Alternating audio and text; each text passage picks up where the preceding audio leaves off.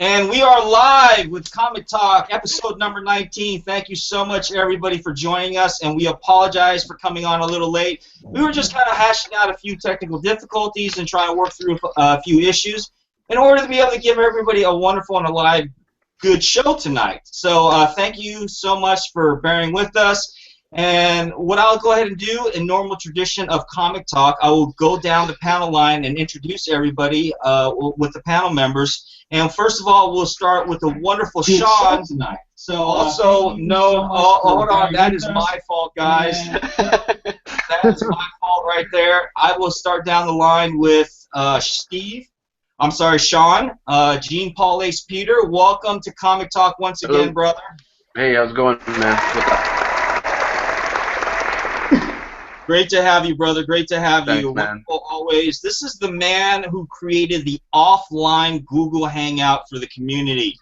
The man, the myth, the legend himself, Sean Gene Paul H. Peter, brother. Great to have you as always. Cheers, man. Thanks. Excited Cheers. for the show. Next, we have this wonderful, adorable, and probably the cutest guy on YouTube comic book community. We have with us Kevin from Kevin's Comics. What's going on, brother? What the? I thought you were talking about Ray or some shit. I was like, well, okay, I don't. Well, yeah, as always, it's always fun to be here. Always great to have you, brother. Thank you. This guy I'm about to introduce you to next needs no introduction whatsoever. The lovable, the adorable Marky Mark and the Funky Bunch. What is going on, brother? What's going on, everybody? Wow. Great panel, man. Let's do this. I'm ready. Let's do this, brother. And our brother from the other side of the pond, once again, coming from you at 3 o'clock a.m. in the morning over there on the Brit side. All right, we got with us Steve from Pain Ace Comics. What's up, Steve? What's going on, everybody? I'm glad your time zone over there's changed because the show starts a bit earlier now, which is always good for me. It's always great. Always great to have you, brother. Thanks for coming on. Frank, Punisher 88. I believe you have your own TV show coming up next on Netflix, right? Am I right? That's going to be you on there, if I'm not mistaken. But nevertheless, great to have with you. Great for you to join us, Frank. Thanks for joining us. Great to be here. I've been looking forward to this all week, so super excited. Awesome. Great to have you, brother. Great to have you. Trevor from Rage Comics. Great to have you back, brother. Thanks for having me. I mean, let's be honest, the show's not the same without me, right? Of course not. Of course not. You know, and because you are Rage, I'm scared not to have you on the show. For whatever reason will happen, you know. But thanks again for joining us. And then also, for the very first time, ladies and gentlemen, give a warm welcome. We have with us V, who comes with us the first time, and she's actually, this is her first episode, but nevertheless, not her last, but she's actually going to be part of the every week panel with us. She's our hostess on Comic Talk now. She's going to be controlling the chat group portion. She's going to be reading different articles from you, from the comic and news, and just a whole bunch of variety of things that you know, that a beautiful, wonderful young lady like her would love to do and be part of the community. Welcome, V. Thank you so much for being on with us.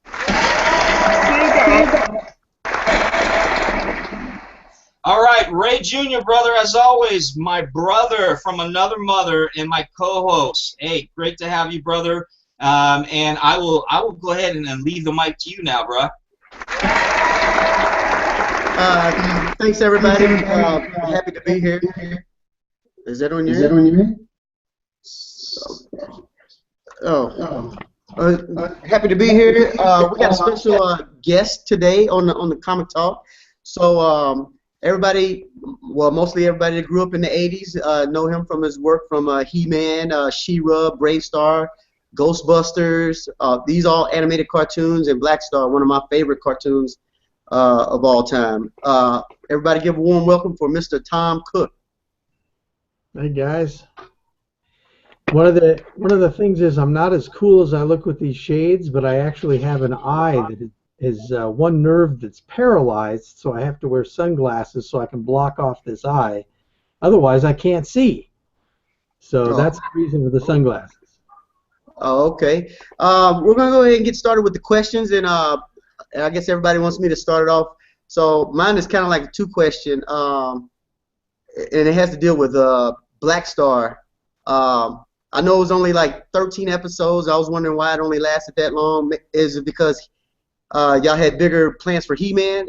I think from what I read that was the issue, and I've heard there was controversy through CBS on what his ethnic background was supposed to be. Black Star, either Native American or African American, or just a white guy with a dark tan.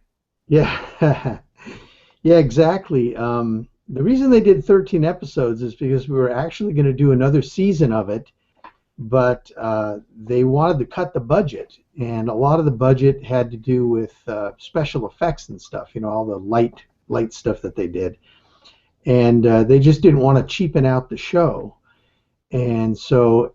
And then, just right at the last moment is when we got a hint that we might be doing He-Man. So it would have been really tough to do both shows at that point because we didn't realize how big He-Man was going to be. And instead of doing 13 episodes a season, there were 65 episodes a season for He-Man. So that's more than one a week that we would have had to do. So it would have been really tough to do both shows at the same time. Oh, okay. Now with from what I see, because like I said, I got the DVD collection of He-Man and Black Star. Mm-hmm. Some of the moves, did y'all take like the moves from Black Star and move it over to He-Man? Is it like I know when the rock monsters are coming toward Black Star, I see him do the flip, and then I see the same thing like Beast Man running to He-Man, he does the flip. Right, so right. This is one of the rough things about Filmation is that we were the only studio left in the United States. All the other companies sent the work over to Japan and Korea. So to be able to compete with their budgets, because they were paying their people like, you know, $1 an hour or something, so it was just really, really hard. Their budgets were so low. So we would have to have 25% of every episode had to be reused animation. So we did some things that we called stock scenes, where every time a character would run through, rather than redraw it every single time, we just had the character run through, and we'd do a little closer shot and change the background and everything. So even though we were reusing the animation, it was saving us a lot of money so that we could keep our budgets low. It's not like we were lazy or we couldn't do the work, but that's what they did, is they took anything that could be used from other shows that would work into the script and just kind of redo it and maybe, you know, change the color of. In fact, there's even an episode of He-Man where Warlock, the dragon from Black Star, is in it, and they just painted him kind of a reddish pink color. Yes, I've seen that episode. Yeah. Okay, that's good to know. Also, was there ever a comic book made of Black Star? Because I saw something on the internet like a few years ago, like somebody was working on one, but was there ever one actually produced? I never saw one. I wish they would have done that. That would have been pretty cool. But also the other question he had was, yes, he was supposed to be black. It was supposed to be Black Star, and he was supposed to be a black character, but the networks didn't want to do that. They didn't think the country was ready yet, you know.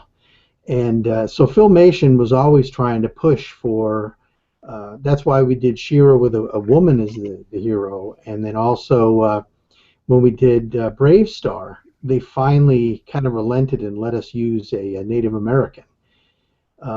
So Brave Star was really an Indian, and but they just weren't ready yet in 1980 to put out a black character, and it was really too bad because we had him designed and everything, and it looked really cool, but they just wouldn't let us do it. So we, to kind of poke the eyes of the network, that's why we gave him such a dark tan.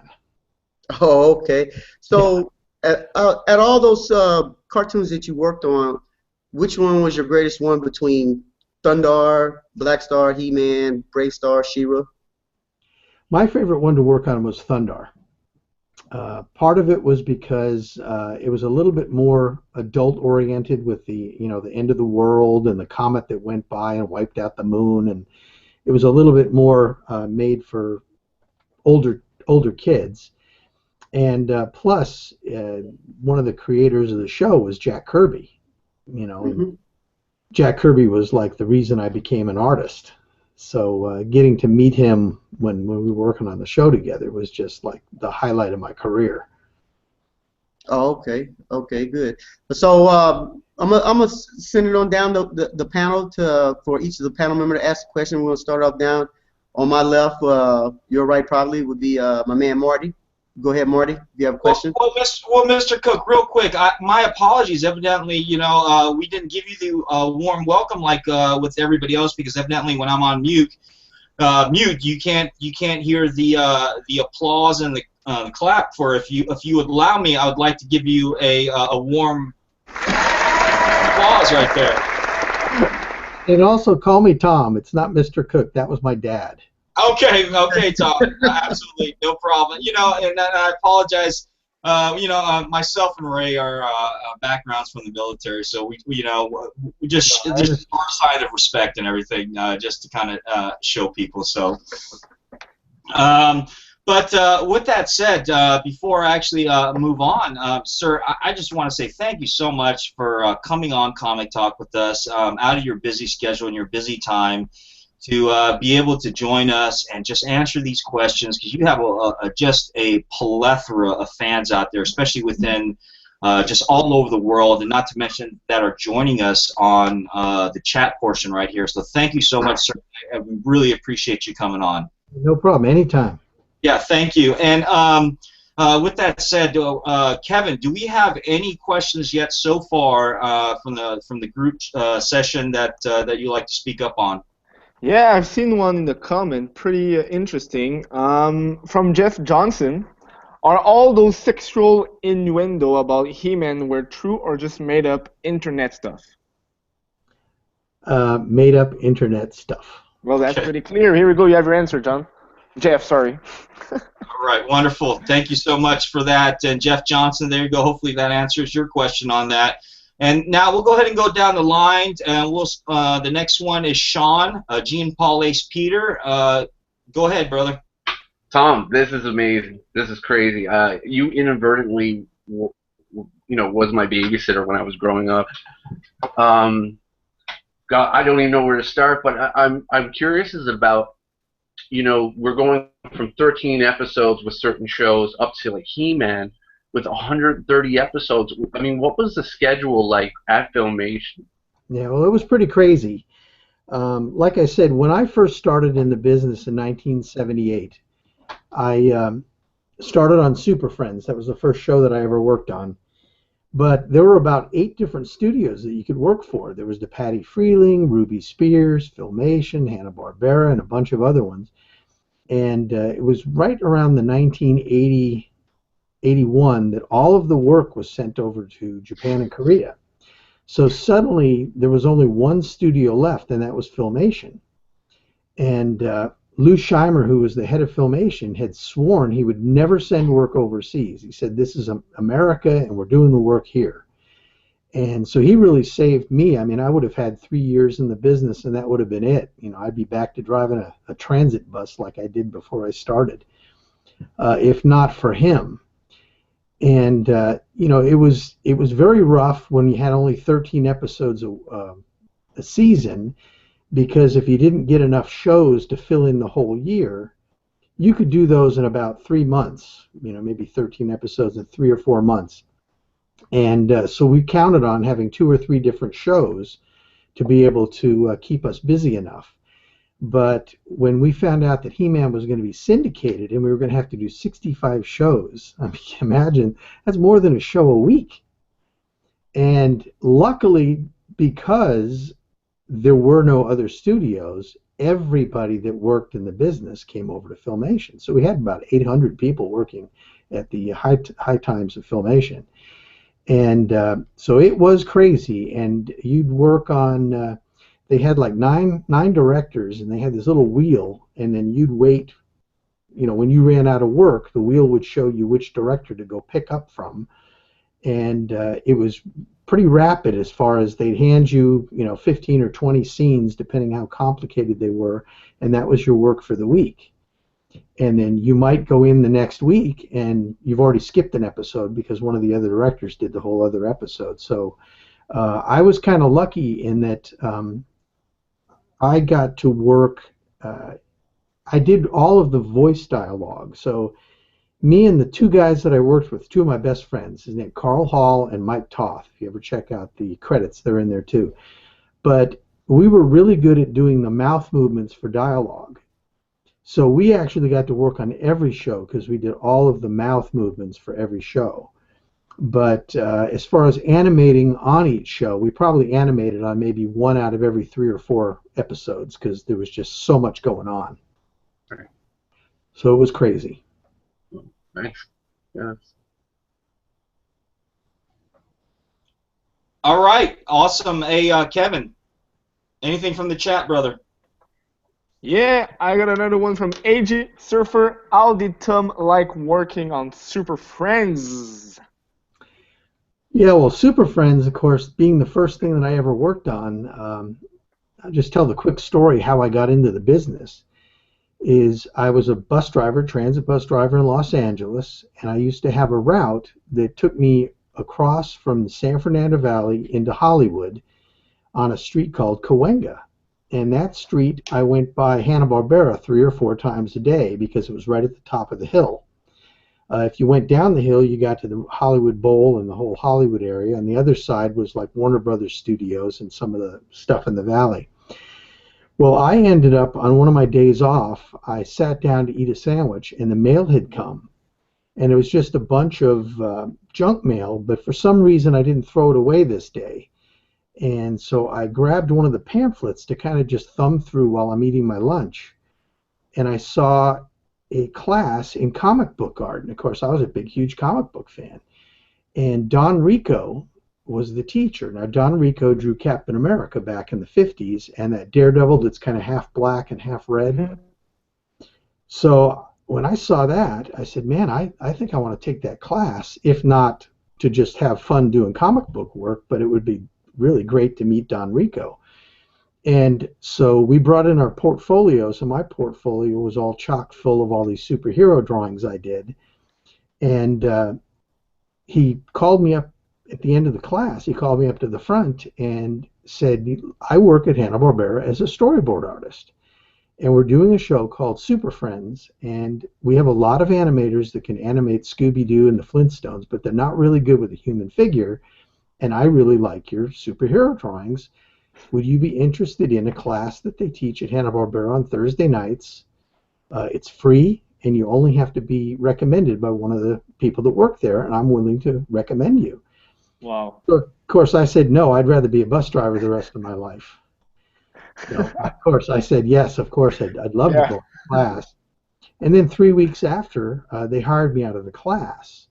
And, I mean, I had done one in between, and I had no idea what I was doing. So I went to the director that hired me, and I said, you know, I think you're crazy. I mean, I'm really glad you're hiring me, but I don't know anything of what I'm doing.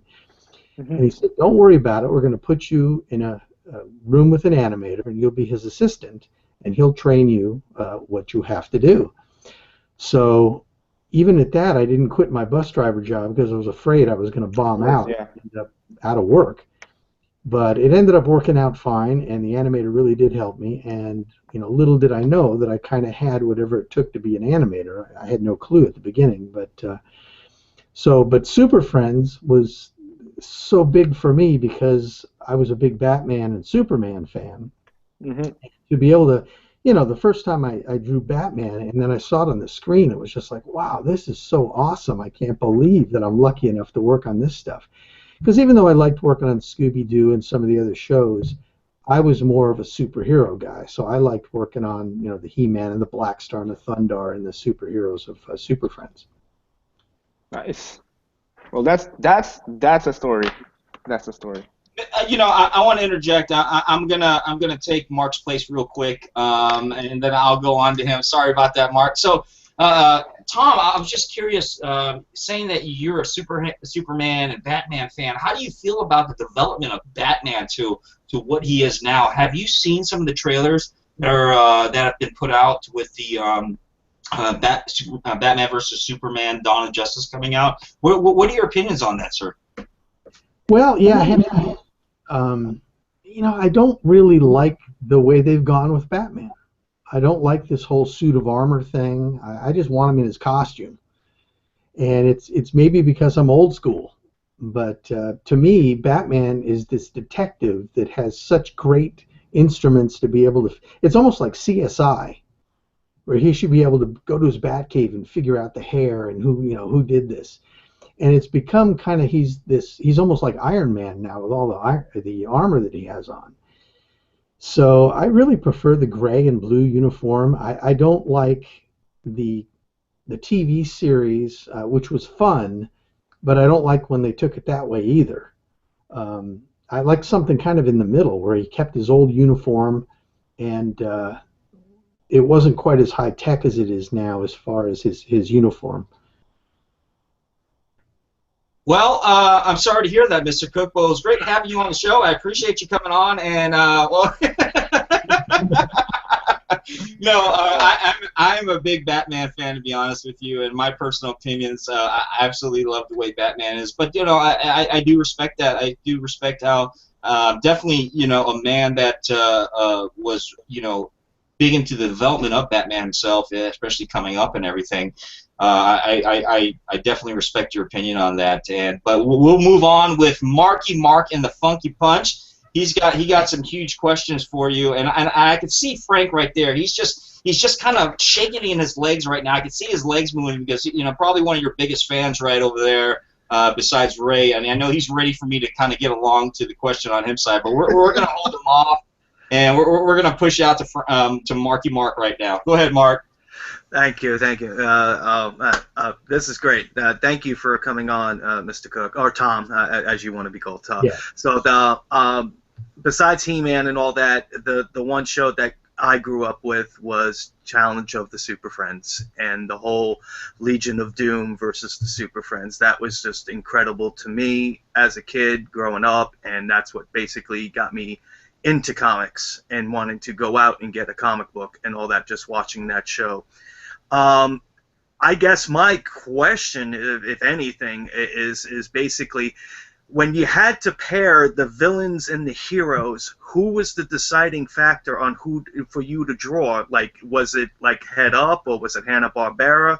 And I guess the other question is, how did the Wonder Twins and Wendy and Marvin get into the whole mix? Boy, some good questions. As far as who, really, the animator just is more like the actor. So I don't get to choose anything. The script's already done. It's all storyboarded out.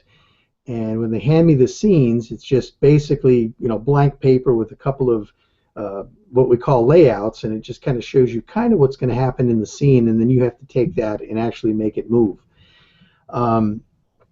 So a lot of people, do that, the same thing. They're like, well, why did you do this in this episode? That's because what the script says.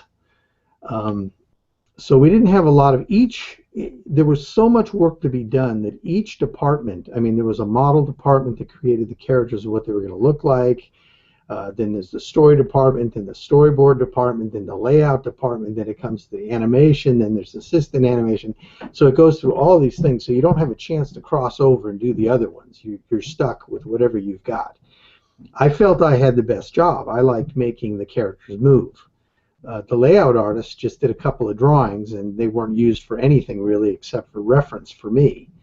So as a layout artist, I wouldn't have liked that much. I wanted to have my work on the screen.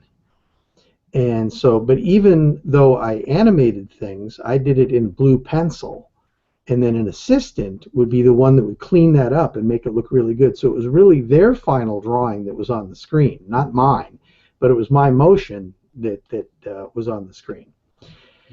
Because they figured they didn't want the animator wasting all his time cleaning everything up when you could get another person that maybe doesn't have the animation ability but is still a really good artist to clean it all up. And then they did all the in-betweens. So that's kind of the way that went. It's like I had very little input as to what was going to be, except for when it came to doing the action, I would do kind of what I wanted unless the director specifically asked for a certain thing. I had one scene with He-Man where he was supposed to catch the whip from Beastman and then whip him around his head and throw him off stage. So I had to ask, do you want him to just do this over his head, or do you want him to completely turn around a bunch of times like a hammer thrower? And so that was up to the director, and he just said either one. So I got to choose which one I wanted to do. And then other times they just say, no, you know, I want him to do it over his head or whatever, and so you're kind of stuck with that. And then the other questions about Wendy and Marvin and all that, you know, Wendy and Marvin were really in the very first Super Friends back in the early 70s. As far as the Wonder Twins, again, I really didn't have much input or knowledge of why they put them in. I think a lot of it had to do with they wanted to have littler kids have something to kind of be excited about. And to me, it looked like they were Donnie and Marie. Right. It looked like they kind of copied from them because they were really popular back then and had their own TV show. And it looked like, you know, kind of like alien versions of Donnie and Marie. And again, I didn't like that just because it kind of made Super Friends a little too cartoony. I like the action of the characters and to bring them in, but I understood why they had to do it. They also wanted to have some characters that they could promote and sell, because anything they sold that was Super Friends related, you know, DC got a chunk of. So when they got Samurai and you know, all the other three characters that were in that, Black Vulcan, and that way they had something they could create characters for, and then the money would come to them. Interesting. I guess I just had one more thing to add. The Legion of Doom, the helmet that comes out of the swamp, was that based on Darth Vader's helmet on purpose? You know, I don't know, and I know that I visited a Comic-Con in Cincinnati, and they've got a building that whole building was copied after the Hall of Justice. Oh, nice. And they're really proud of that. I mean, they're like, have you seen the building? Have you seen the building? So it's exactly the same. I mean, if you Google it, you'll see it's exactly the same as the building in the show. Mm-hmm. But as far as the Legion of Doom, I don't know, but it was still cool. Yeah, it was awesome. That's all I got. This has been great. Thank you for so much answering that question. You rule. Thank you. That's awesome, Mark. So, Tom, I was just really curious to know real quick, what was the best, or not necessarily the best, but the most enjoyable character you enjoyed working on? Yeah, it's a little bit of a joke at the same time as it's kind of serious. I really liked working on Orko.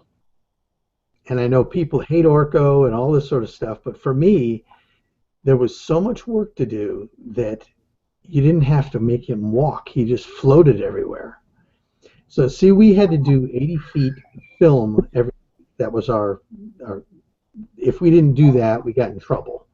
You know, unless we had a really, really difficult scene, then the directors would kind of give you a little bit of slack. But with Orko, you could do a lot of footage. And so it made it much easier for me to make my deadlines to have a few Orko scenes in there. Yeah. And plus, it was a little bit more cartoony, so I got a chance to do something instead of, you know, after you draw He-Man and he's so human that you really can't animate with stretch and squash and the things that you like to do with like Mickey Mouse and some of the other cartoony characters. So that was a way to have something that kind of break up the really strict, you know, He-Man had to look like he was a human figure, and you could never just stretch him like you could a cartoon character. So it was very regimented what you were drawing. So He-Man, Orko made it so you could really stretch things, and you know, we made him turn into things and stuff. I remember there's a character called Cowl in She-Ra, and my buddy, the character was supposed to just do one of these zip things where he kind of reaches back and then zips off stage. And he drew him for 2 frames as the space shuttle. So this little owl turns into the space shuttle for a couple frames, and that's the stuff that you could do with the cartoony characters that you couldn't get away with He-Man. Tom, how much influence did you have in the creation of He-Man, by the way, when it comes to the actual proportion, the things that he wore, overall background of him? How much influence did you have on that? Same thing, very little. It was all done. Mattel, of course, the toys came first. So Mattel came to us and said, we'd like you to do a story of He-Man. So they sat down with our writers and they kind of banged out something that Mattel liked and that we liked, and that's what became the He-Man show. And so there was a whole design team that designed all the characters. In fact, it's really kind of cool. I've got a really nice pamphlet that they had created to try to sell the show. And Orko was called Gorpo. And some of the characters looked a lot different, and they looked a little bit more like the toys than they looked like the original when they finally got it, boiled down to the TV series. And why we had to change some things is because when you're animating, it's something called pencil mileage, and the more you have to drag your pencil around drawing things like, the things that Man-at-Arms had on his chin and the body armor and all that, we had to simplify it so that we could get it drawn fast enough. Otherwise, we'd be bogged down in all these gadgets on people. So it was still pretty complicated, but compared to the toys, I mean, they had everything hanging off them all over the place, and it was really, really complicated characters. So, but again, it was that was the model department. They would go through a whole series of drawings and hand them to probably Lou Scheimer and Mattel, and they would say, okay, yeah, that looks good enough, we'll use that, and then they would do the turnarounds and everything so that they could make model sheets for all the animators, so we all knew what every character looked like from every angle. So when you've got 60 or 70 people all drawing an episode, you want the characters to look the same throughout the episode, and everybody draws a little bit different. But if you had a really nice model sheet to go by, everybody can get close enough that you really couldn't tell that it was a bunch of different artists doing it. But I'll tell you, you get to look at some of the cells, and it really looks different. I mean, He-Man can look really different from scene to scene, but you don't see it because it's moving so fast. So that's interesting. So that is very interesting. So with the topic of He-Man, sir, let me ask you, and Carlos Stelos189, one of our YouTubers on it, he wants to know, what's your opinion on the He-Man movie that came out back in the 80s? Well, I'll be honest with you, didn't see it. Okay. Well, I got a couple of questions about that. So, since you didn't see it or whatever, how I'm trying to figure out, why did they not have Orko in the movie? Maybe too much CGI, maybe. That's why I didn't see that other character, Gildor or whatever. And then, what is your take on the new version that was drawn in like 2002 of He-Man? The Snake saga and all that stuff, Lord Greyskull and all that.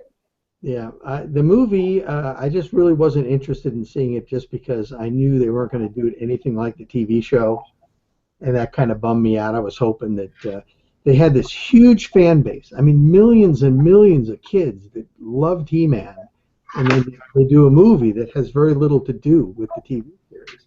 So they kind of, ruined their whole box office as far as I'm concerned. I'm hoping, I hear there's a new one coming out, and hopefully they're going to do a good job on that one.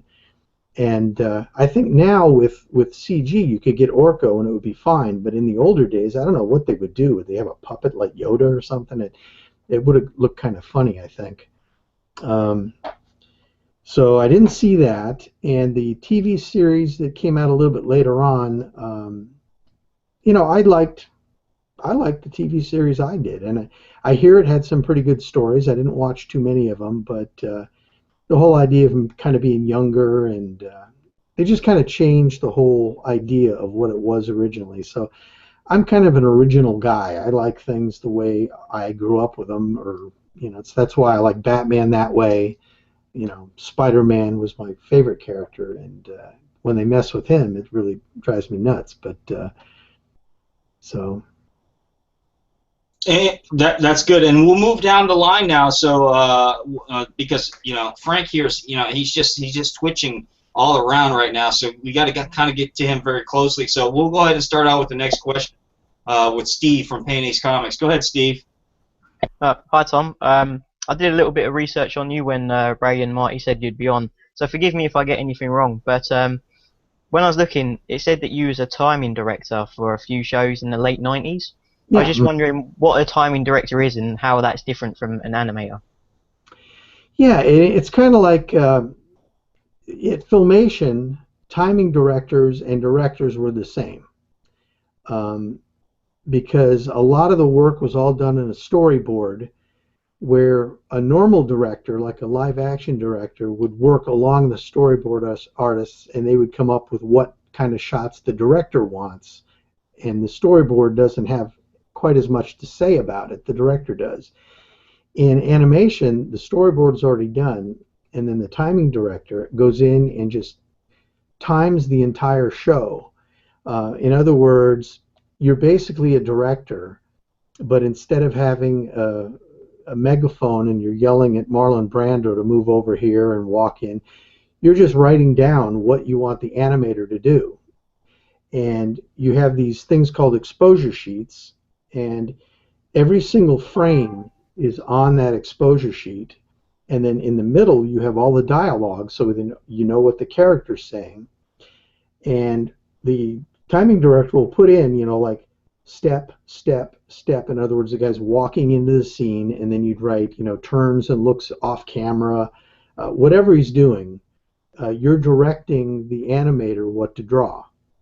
And that's what I was talking about a little bit earlier, where some of the times you can tell from the storyboard what's supposed to happen in the scene, and the director might say, well, I like this animator, he does a good enough job, I don't have to direct him quite as much as the other animators do. Other guys, you really had to kind of hold their hand and show them exactly where, if they have to, grab a doorknob or something like that, there'll be a little X right on what cell they want to see the doorknob turn. And but other times, it's just as long as you know you can get the scene done, the animator can do it on his own. But the best thing I liked about timing direction is that I didn't have to draw anything anymore, and I could get things done just like that, just by saying, okay, turn and do this, and that's it. And if I had to draw it, it would take me a week.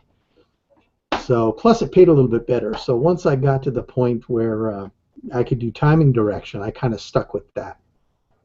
Awesome. Thank you. Yeah, you're welcome. All right, so moving on. Kevin, do we have anything? Personal questions or chat questions? Chat questions. Oh, because you don't want to hear my personal questions? Is that it? Did I miss you on questions? You know what? We're gonna do.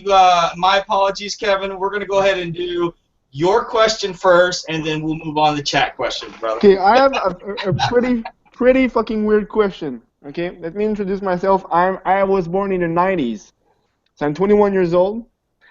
And E-Man, I've heard of it. I've never watched it. I'm French Canadian, so right off the hook, it's not in my location, He-Man. Mm-hmm. So can you explain to us, the younger, in a paragraph or some shit, what's He-Man and what's his about? Because I know he's a barbarian and he has this cool villain. And sorry if he has a name, but I don't know it. Because I never grew up with E-Man myself. You don't know Skeletor? Yeah, that guy. I had to unmute my mic for that, Kevin. Kevin. Come on. We apologize for Kevin's questions right now, but we're going to go ahead and go on and allow you to answer that based on your opinions. Well, one of the things about He-Man is it was geared towards younger kids. And that's why adults later on try to watch it and they go, how the heck did I like this when I was a kid? Because it was geared for younger kids, and it basically was, every episode had a moral to it. And back in the early 80s, there was a big outcry about the violence in cartoons. Mm-hmm. So if you ever watched 130 episodes of He-Man, you would see that Skeletor and He-Man's swords never touched, because we weren't allowed to have them do a sword fight. So Wow. It had to be all done off stage, where He-Man would shoot his power off stage and something would explode, and then he'd cut over to there and you'd see the thing smoking. But the networks didn't want that stuff exploding all over the place. And This was the very first syndicated show that was on instead of CBS, ABC, and NBC. It was on in all the off networks in every town. So you could, every town that it was available in, they had to purchase the series, and they would just show it, every day, 5 days a week instead of just Saturday morning. And so there's Skeletor, and so it was a little bit more geared for younger kids, but it was basically just good versus evil. And in this case, the evil was kind of comedic. Skeletor was always, getting caught doing something, or just couldn't get his minions to do the work, and he was always calling them fools and boobs, and it was all.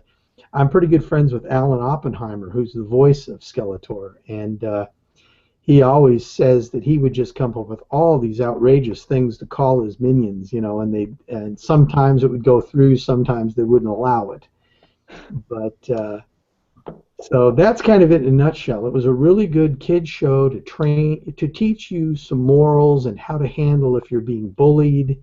They'd have an episode about a kid getting bullied, and then he'd learn something, and if you didn't catch the moral in the show, the very last tag was, He-Man would say, today's show was about bullying, and this is why so-and-so. So he would explain everything in case the little kids didn't get it. But it was the biggest show probably in history. I mean, it was just gigantic. Yeah, I've seen, I've never seen it, but I see a lot of things about He-Man on internet, and I've heard about it. You download it and go watch it tonight. Your homework. It's He-Man. For growing up in the '80s myself, Tom, he was amongst one of the biggest characters growing up with, and everybody knew who He-Man was. Everybody knew who She-Ra was. Everybody knew who Skeletor was. And they went along neck to neck with Batman, the Super Friends, along with the Teenage Mutant Ninja Turtles and everything. So such an iconic character to be able to have the pleasure of working on, and I'm not going to make Frank anticipate even more, but I like doing it, so I think I'm going to skip him and move on. No, I'm just kidding, Frank. We're going to go ahead and move on to you, and we've got Frank here for Punisher 88 with your next question, sir. Well, I would like to start off by saying hello, Tom. This is an honor to get to ask you a question. So, for starters, I was gonna ask about being handed a character like Orko. what was that whole situation like? But I mean, you answered that already, so I got my answer there. So, just going with take Battle Cat. The whole transformation stuff and that, was that really tough to do? Whether it be animating it in that, or was it a cinch? I'm really curious about that. Animating cats is always difficult because you got 4 legs to deal with, and you have to move in a certain way, and it's really difficult because being a human being, I don't really know how a cat moves, so I have to kind of observe what a cat moves like. And that's kind of what I found that I have the ability to do, is to look at something and kind of see how it moves and figure it out in my head so I can put it down on paper, and it looks pretty good. But not perfect, but it works. Now the animated sequences where he gets changed from Cringer into Battle Cat, the complication came. It wasn't really the animation that was that difficult. It was the special effects of all those stars and everything, and the light. Because what they had to do, the special effects department had to make these special mats, and they would run the film through the camera with the mats blocking out everything except the little sparkles. Oh, wow. And they would put a light on underneath the mat, so the light would come through the sparkles. Then they would put it back in the camera, and they'd run it through, and they'd show all of the animation. So you have almost double exposed, but the lights would be twinkling, and that's why it really looks like a light, because it is a light. And that way, and they did a lot of that in Brave Star, or in Black Star, and that's why they wanted to cut the budget, is because it was very expensive to toss the thing through, have to mat everything and then take the mats off and redo it. So dragging the film through the camera 2 or 3 times to get the final thing is pretty expensive. I can imagine. But it was a really good effect. I mean, I think it looked really good, and of course they did it like 57 times every episode just to save money again. But Wow. It was still pretty cool. Oh, well, thank you. Nothing else, Frank? I mean, you've been like shaking this whole time, man. Well, I there? mean, that was my main thing, because I'll be honest, I mean, I know about, He-Man, and I know about Skeletor and all these guys, and but I was born in '88, so I mean, the most I've seen of He-Man is either watching reruns, or if I could find the DVD or find it online or something.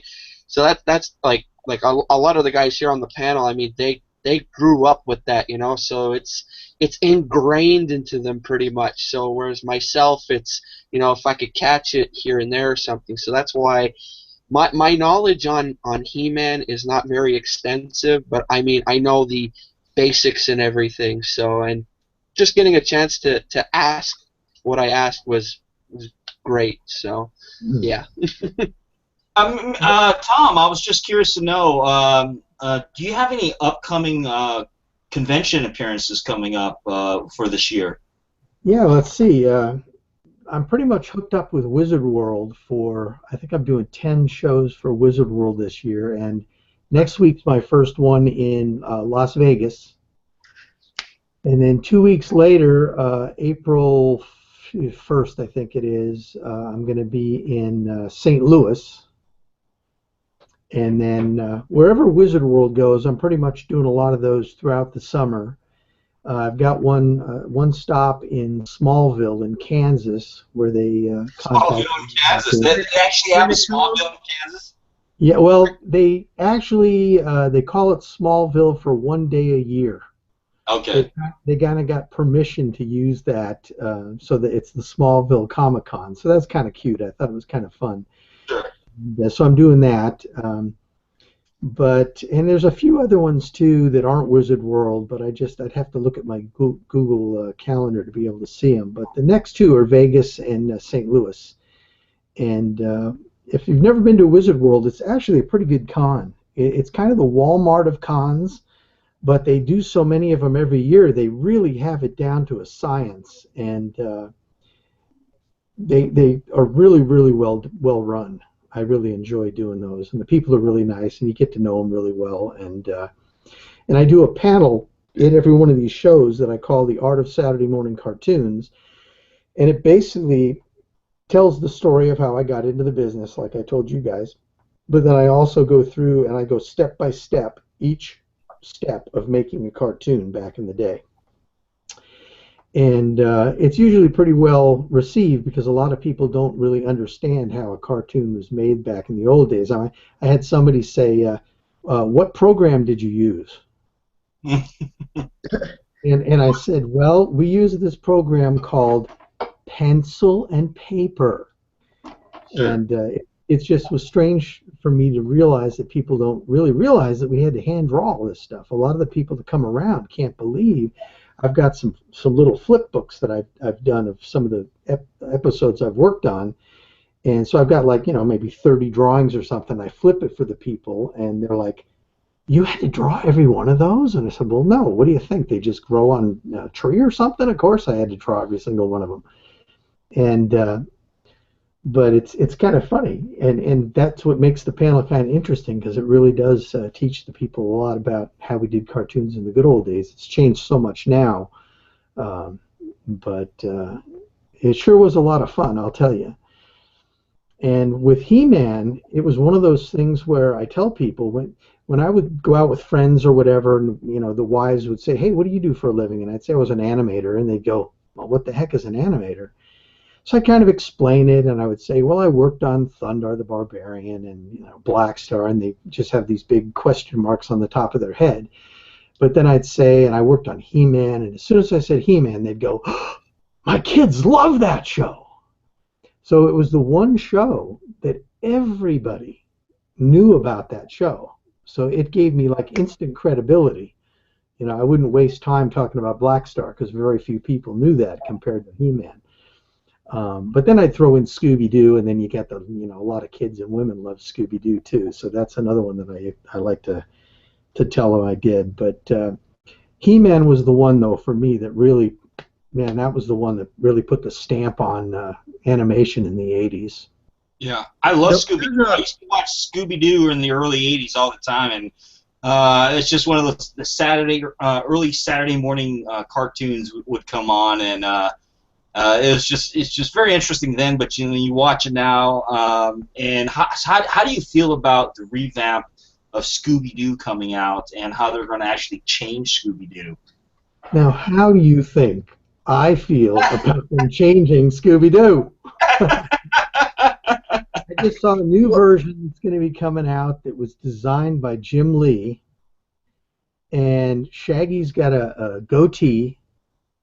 Scooby-Doo has a bionic eye, and I just want to throw up. And they got tattoos. I just feel like everything is sort of becoming the same thing.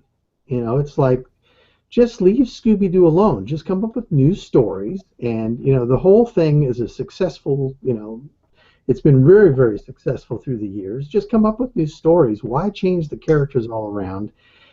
And I guess for new kids, you can get them interested in it. But a lot of the people that watch it religiously are like, why do they have to change it? So with that being said, Tom, there's like a couple of questions I saw on the chat. One, how do you feel about today's cartoon? And do you have a favorite? And then what's your take on Thundercats? Do I have a favorite? Now what? I missed the beginning because my wife was interrupting me. How do you feel about today's cartoon, and what's your favorite? And then how do you feel about Thundercats? Those were a couple of questions that was asked in the sure. Part. I like cartoons. So it doesn't matter if it's old or new. If it's a good cartoon, I really like it. And one of the questions I get is, what is the one cartoon you would have liked to have worked on that you didn't get a chance to? And that would be Pinky and the Brain. I thought Pinky and the Brain was terrific. And, I got to work on something called Road Rovers. Does anybody know Road Rovers? Yeah, I've heard of that one. Yeah, this was done by Warner Brothers at the same exact time that Pinky and the Brain, but I had moved to Seattle. And I couldn't do animation anymore, so that's why I got into the timing direction. And when I asked about working on Pinky and the Brain, they said, gosh, we love your work, but we just want to send it out of house. So we've got this other show called Road Rovers, if you're interested in that. And it was created by a guy named Tom Ruger, who was one of the head writers on He-Man. So I knew him pretty well, so I knew it would probably be a pretty good show. So I did about 3 or 4 episodes of that. But Pinky and the Brain was the one I really would have liked to have worked on. The newer cartoons, if it's well written, like I directed a bunch of episodes of King of the Hill. Oh, and okay. To me, that was a very well written show. And when I first got this in the mail and I looked at the characters, I kind of felt like, this is that Beavis and Butthead crap that I couldn't stand. But as I'm listening to the episode on cassette, they give you the whole dialogue on the cassette, and as I'm directing it, listening to it, I'm going, man, this is really funny. And I thought it had a good chance of lasting, and of course it went for 10 years before they pulled it off the air, but I thought that was a very good TV show too. I've gotten, because I have grandkids, even SpongeBob at times cracks me up. And it's kind of dumb and everything else, but I still think it's pretty clever at times. Some of the really, really newer stuff that's come out in the last couple of years, I really haven't watched a lot of cartoons in the last couple of years. I don't know why, but I think it's just the way they're making them, kind of that cutout animation. It's just really, really simplistic, and I don't really care for it that much. Okay, and then like I said, there was another question. What's your take on Thundercats? Oh, Thundercats. My take on Thundercats is, you pieces of crap, why did you steal my show that I would have loved to have worked on? Because it was all done over in Japan and Korea. It's really tough for us as animators because Teenage Mutant Ninja Turtles, Thundercats, Starhawks. I would have loved to have worked on those shows, but they yanked them away from us and sent them overseas. So it's really terrible because that would have been a great show to work on. And I mean, it looks different. You know, the Japanese animation looks a little bit different, and it's not quite as realistic as He-Man was. But I would have liked to work on that because it was a little bit more not for kids. You know, He-Man, like I said, it was really geared to 10 years old, maybe 10, 12. And when you get older, you're going to go, ooh, this is tough to watch. But normally, if you grew up with it, you still love it because it was such an impact on your life. It's like me with Spider-Man. I was about 8 years old when Spider-Man came out and changed my life. You know, that's why I started wanting to draw because of Steve Ditko and Jack Kirby. I at one time had every single Marvel comic that was ever out from 1960 to 1995. Amazing. I had like 200 boxes of comics in my house. And I finally took them down and had them sold at heritage auctions, and that's the new house I'm going to buy. Okay. Did you have Amazing Fantasy number 15, Tom? Yes, I did. Oh, I said every. I had every comic. I had a Fantastic Four signed by Stan Lee.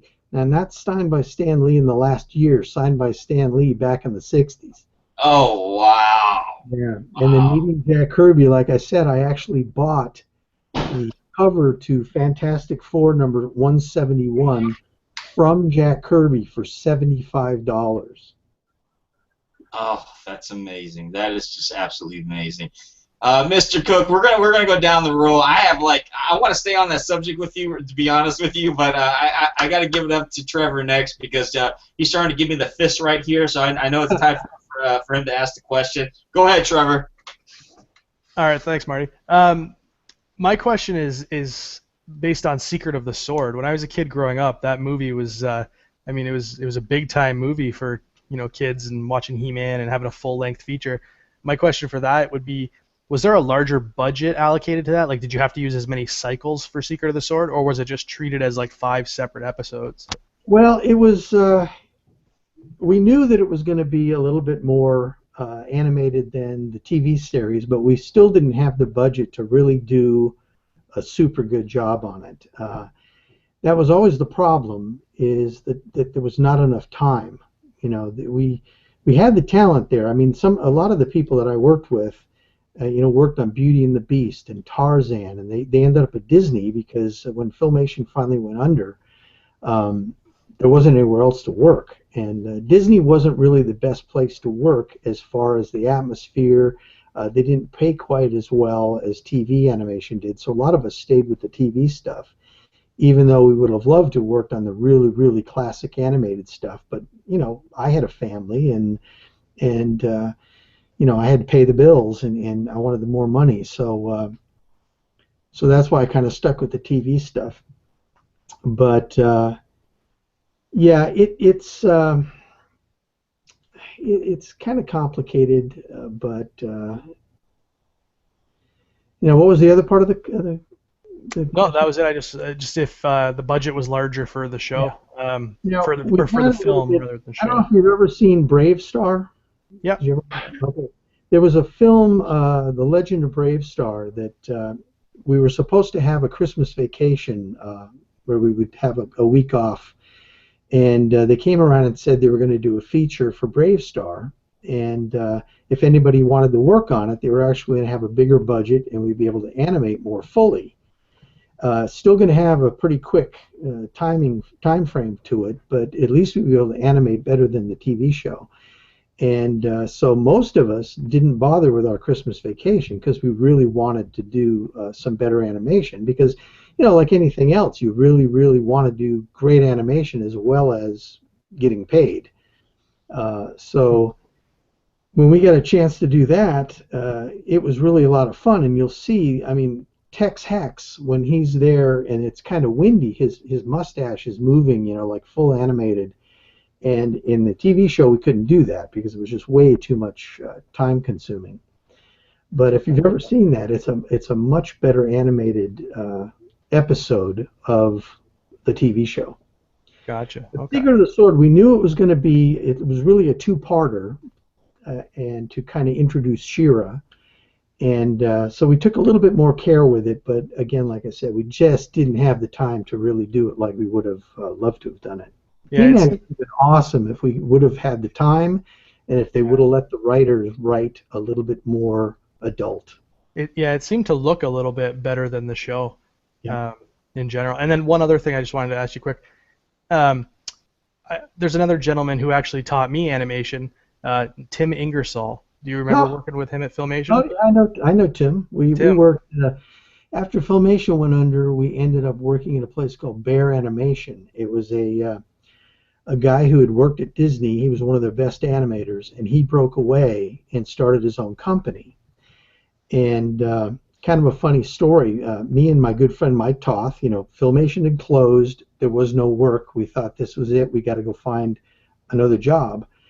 So we knew a friend of ours that worked at Filmation that was just sweeping up at Mary Tyler Moore Studios, the live action studio. So we went over there to see if we could find this guy, and maybe he could get us in sweeping, and then we could maybe become live action grips or something like that. And so we kind of snuck onto the lot. We noticed everybody was coming back from lunch, and the guards weren't looking at any badges or anything. So we just pretended we were coming back from lunch and walked right onto the studio. Could never do that today. But we met that friend, and he said, "Oh, are you guys working in the studio right there across the street?" And we kind of looked at each other. What studio across the street? And that was the Bear Animation. And so we went over there. We knew the guy that was hiring, so we got hired. And the next day, I was working on Roger Rabbit.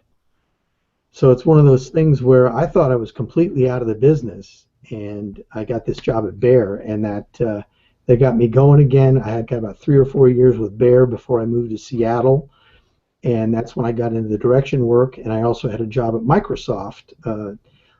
When they first came out with 3D animation and a computer, I got to learn that. So I was going around and training a lot of people, the kids that knew how to use a computer but didn't really know how to animate anything. Yeah, that's one of the reasons I asked, because Tim, he was actually my instructor for 3D animation. Yeah. I know, and he made the jump from 2D to 3D. Have you ever considered making that jump as well? Yeah, well, I did. I was actually there before Tim Ingersoll was there, because Oh yeah, okay. when they came out with Soft Homage, it was one of the first 3D programs, and they sent me from Seattle down to LA to learn the program. So I actually did a lot of that before it even hit the movie industry, before they were doing cartoons in 3D. We were doing the video games in 3D. And yeah, Tim and I, he was a really good guy. I really liked Tim a lot. We sat in the same room at Bear, and me and Mike Toth and Tim and another guy named Pat Jens, who was a really good assistant animator.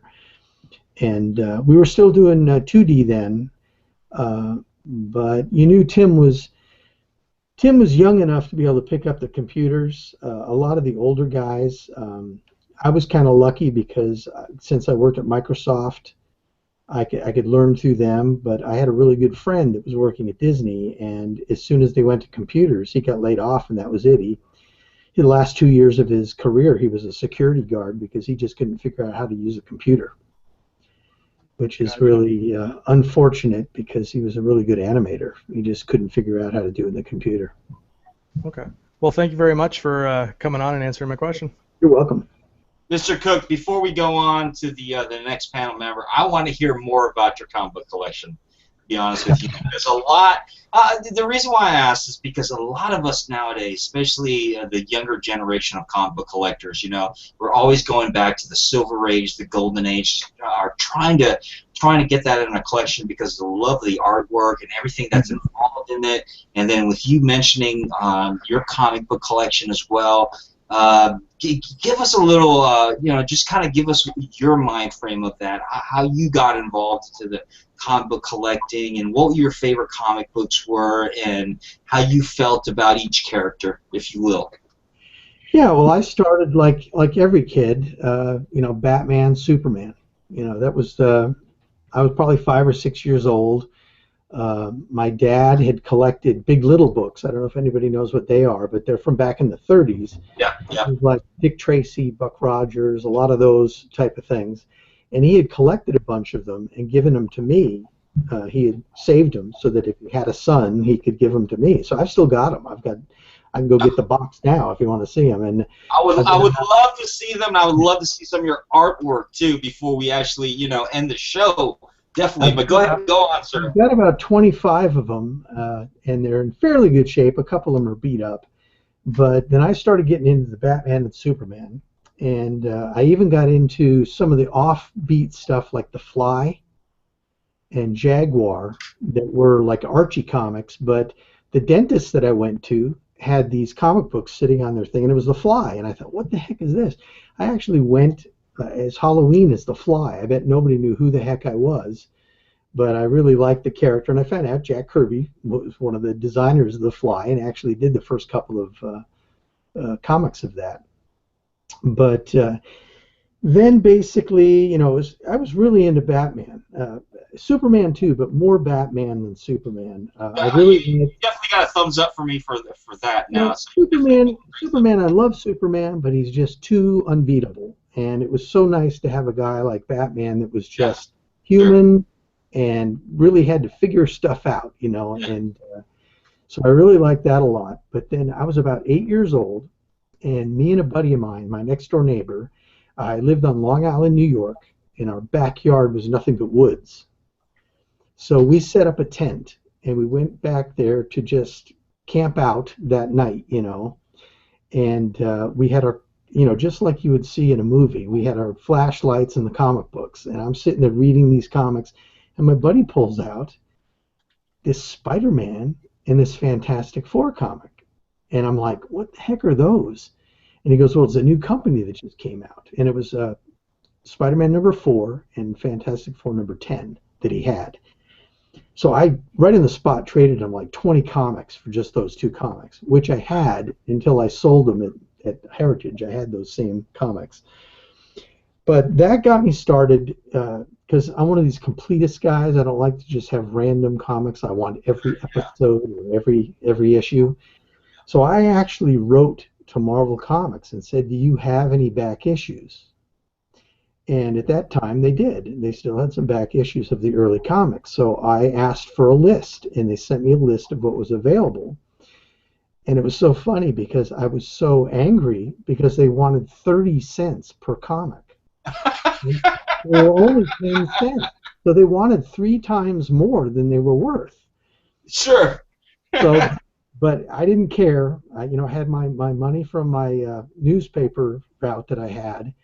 So I took all my money and I sent it to Marvel, and sure enough, they sent me all these, and I got like Spider-Man number 3 for 30 cents. If only I could pay 30 cents for Spider-Man number 3. Exactly. And I would have bought so many more of them if I didn't know that. And then so I filled in most of my collection, but there were still a couple things missing, like Spider-Man number 1 and Amazing Fantasy 15. They didn't have those as back issues. So I didn't get those until the 70s when there was a place in Hollywood called the Cherokee Bookshop. And I went in there and they had everything you could find. I mean, they had Justice League number 1. They had Amazing Fantasy 15. They had Hulk number 1. They had all the number 1s. So I didn't have enough money to get them all. So I went in and I bought the Amazing Fantasy 15 for $100 and the Spider-Man number 1 for $80. And this is like about 1974, 75. Even then, in 1974-75, Amazing Fantasy was going for $100, which is still a significant amount during that time. It was like, what am I, crazy that I'm buying a comic book for $100? Everybody was just thinking I was a nut. And I said, well, I have to have it. It's my favorite character, and it's the very first issue. So from then on, it was really difficult because we didn't have bags and boards or anything like that. So I just had to keep them in a nice little stack as good as I could. So I kept them in as good a shape as I could. So they probably were in very good condition, by the time I got around to selling them. Because, the spines turn up a little bit when you're putting them on top of each other. But as soon as they came out with bag and board, I started putting everything in a bag and a board. But then I would go to a place called the... what the heck was the name of the place? Fantasy Castle in California. And it was one of the first really big comic shops where you could order, put in your order so that they would come in and you would just pick them up. So I'd pay ahead of time. And at this time I was in college, so I had some money, and I would go and I would buy every issue, and sometimes 2 or 3. I started collecting 2 or 3 of some of the better comics that I really liked a lot, which really helped later on. I opened up a comic book store, so I had like an instant back issue bin. Oh, so you opened a comic book store? Yeah, I had TC's Comics up in Seattle. I had that for a couple of years. Yeah. Okay. And but I mean, comics were for me the greatest thing in the world. I mean, I loved comic books, and if not for comic books, I never would have gotten in the animation industry because I had no idea how to do that or even how to get into it. So like I said, my whole career has just been guided by God, because I mean, I lived right near Hanna-Barbera. I drove by it every day, and I had to luck out and take this class by sheer luck that I didn't throw the pamphlet away, you know, and all this led to Hanna-Barbera. And so I'm literally the luckiest guy on the planet. I mean, it's just I had nothing to do with my career. It was like handed to me through other people. It's just really, it was a divine intervention. Really you could say. You know, Tom, I will tell you, one of my holiest grails, personal holiest grails, is Amazing Fantasy number 15. I have not had the honor to actually hold that in my hand, to be able to just flip through the pages of that amazing book. The closest I've came to was on a digital copy to be able to read it, to read the origin of Spider-Man. With that said, did you know back in the 60s and even the early 70s how such an amazing book that had been, or even Spider-Man #1 or Fantastic Four #1 or anything of those holy grails back then? Well, no, of course not. Nobody knew it was going to be worth anything. Sure. You know, it was just a comic book. But to me, these were gold. I mean, you couldn't have gotten me anything else that I would have liked better. In fact, one Christmas, I was dating this really nice girl, and was she beautiful? Was she beautiful too? Yeah, she was beautiful. Yeah, gorgeous, huh? She was a cheerleader, so she was a really, really attractive girl, but really sweet, and she knew nothing about comic books. And one Christmas, I told her, what I want is I want X-Men #1. And there's an X-Men #1 like in near mint at this comic shop. And she went out and got it for me. And it was the best Christmas present I ever got, because it was something I really loved, and it was in such good condition. And I wanted these things because I loved them. It wasn't because I thought they'd be worth money, you know. I never thought I would ever sell them until it just got to the point where, as they're getting older and older and older, the paper starts eating itself. Sure, sure. It's kind of the funny thing about locking it up in plastic and getting it rated 9.8, because in 10 years it ain't going to be a 9.8, because it's going to fade, it's going to do whatever it's going to do, and especially if it's loved and read constantly. Yeah, and that, for me, it was like I wanted every comic because I loved them and I wanted them. Well, it got to be later on that they were worth so much money, and it was like, what, you know, I'm 63 years old now, so what do I want? Well, I really want the stories and the artwork. So I've gone out and bought all the essentials and the Marvel Masterworks and all that, and it finally got it to the point where I said, I could have a really, really nice down payment on my final house I'm ever going to live in, or I can have these comic books and I'll die and I'll leave them to somebody who will not love them like I do. So I assumed, you know, I might as well just sell them. And it was the hardest thing I've ever had to do. But, you know, with the money I got, and I still have the artwork, and so I can still read those great stories when I want to go back and look at them. And so that's where I finally decided to sell them. But, you know, I had them for, what, 40 years? Yeah. You know, that's a hard decision, like a lot of us comic book collectors decide. You know, we collect throughout the years. We own, we spend a lot of money on these specific holy grails and things like that. But at the end of at the end of the day, it's great to enjoy and great to love them, but you know you're not always going to have them. You know that eventually you're going to either pass them down to your children, or you're going to donate to someone, or you just need to make that sacrifice where, you know, what's at a specific age, what's more important to you, you know, these comic books or living a nice, fruitful life where someone else can enjoy them and be able to give that up to, you know. Exactly. And you know, the thing about them is, it's like I said, these were my goals. I mean, I just love these things to death. And I remember one time, my wife, we got in an argument, and she said, you know, she doesn't understand the comic books. She's not a comic book person or anything like that. And she just took this comic and she goes, "Well, you and your stinking comics," and she wrinkled up the front cover. Now, luckily, it wasn't a really expensive comic, but it was still like a $20 comic. And I was like, you just ruined $20. And she got a little bit of you know, respect for the comic, because she didn't realize it was worth that kind of money. And I said, these other ones I've got, I mean, they're worth thousands of dollars. And she had no idea that anything that stupid could be worth that kind of money. And you know, now she's on board and she gets it. But see, the weird thing as an animator was that when I saw Jack Kirby for the very first time at Hanna-Barbera, I noticed him walking across. There was a bridge between the two buildings, and right away I said, "Oh my gosh, it's Jack Kirby!" And everybody around me said, "Who the heck is Jack Kirby?" Because they were cartoon guys. I was a comic guy. And while I really loved cartoons, I mean, I grew up with Yogi Bear, Huckleberry Hound, you know, Quick Draw McGraw, and then Johnny Quest, which really, you know, changed my life a lot. These people never read comic books. So it worked out good because nobody ran over to meet Jack Kirby except for me. So instead of having 30 people all run out there, and he was so nice. I mean, he gave me his phone number and his address and told me to come on out to his house. That's not going to happen nowadays. If, you know, I mean, you need to be artists, and that's not going to happen because everybody would be there.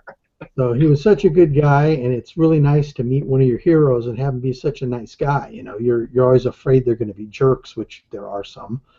But and then doing these Comic-Cons, what's been really fun is that I've gotten to be good friends with Neil Adams, Mike Grell, Michael Golden.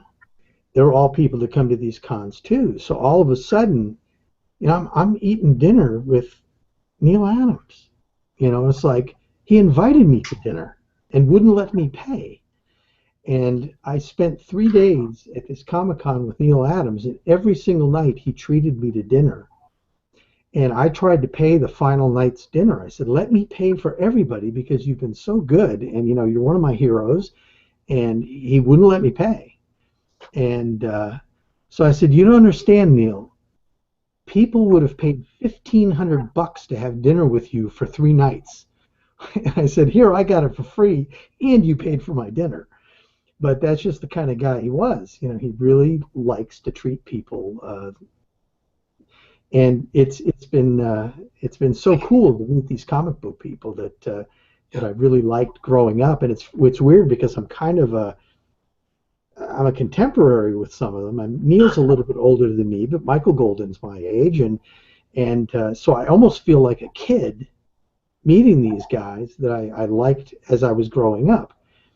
Michael Golden, one of the first things I saw that he did was the Micronauts comic book, and Micronauts was kind of a toy, but boy, if you've never read them, they're actually pretty good stories, and it's one of the better comics that's ever been made out of a toy. And then to get to meet him, you know, he did me a nice drawing of the people from Micronauts. So that's been a really super thing about this for me, and it's always weird because it feels really strange being the people that the person that people want to come and get my autograph, because I'm the person that wants to get Neil Adams' autograph, or I want to get Stan Lee's autograph, or whatever. So I can understand why they want my autograph, but it just feels really weird being on the other side of the table because I'm just the guy, you know. And that same thing Jack Kirby would say, "I'm just the guy." Well, you know, Tom, here's the thing. I mean, if you're just a guy, we probably wouldn't be inviting you onto Comic Talk episode because for many of reasons, you know, you're such an icon within this comic book industry and the influence that you've had, the contributions that you had for a lot of us younger collectors that have followed this through many years, and you've made such a big influence on this. I know definitely Ray. I mean, Ray's talked about you constantly about having you on the show. You know how much he loves He-Man. About it just be able to have you here and be able to ask questions like this. You know, and I'll be honest with you, I feel a little guilty because me and Ray have been kind of controlling this chat portion, and we've almost overlooked the rest of the panels. But so with that said, I'm going to go ahead and move down the line with Sean again, and Sean's giving me this really evil eye right now, so I'm going to go ahead and move down to him. Well, hopefully this is interesting enough that they're getting something out of it too. Sure. Oh, absolutely. Tom, now this is more of a hypothetical question, but if, say, a production house was to approach you today to do a crossover episode of any of your past works, what would you do, and like who would you have meet? See, I would like to see Black Star, Thundar, and He-Man all in the same storyline, and do a really nice like hour and a half, you know, really kind of. I think I would do it in Thundar's world, where it's Earth with everything all kind of broken down, like Planet of the Apes, you know, where the Statue of Liberty had vines all over and was broken down. But have those three guys meet up with their main villains. You know, have a really good hour and a half, really good adventure where the swords could cross. And so we could have some good battles instead of just the stuff that we couldn't do on TV. Keeping it good enough that, I mean, I wouldn't have them cussing or anything like that, but just really good, strong writing and dialogue that would really, really be a great movie. I'd love to see something like that. That would be amazing. Yeah, I would love to see, Skeletor versus Primeval or something. You know? Yeah, exactly. I think that would be amazing.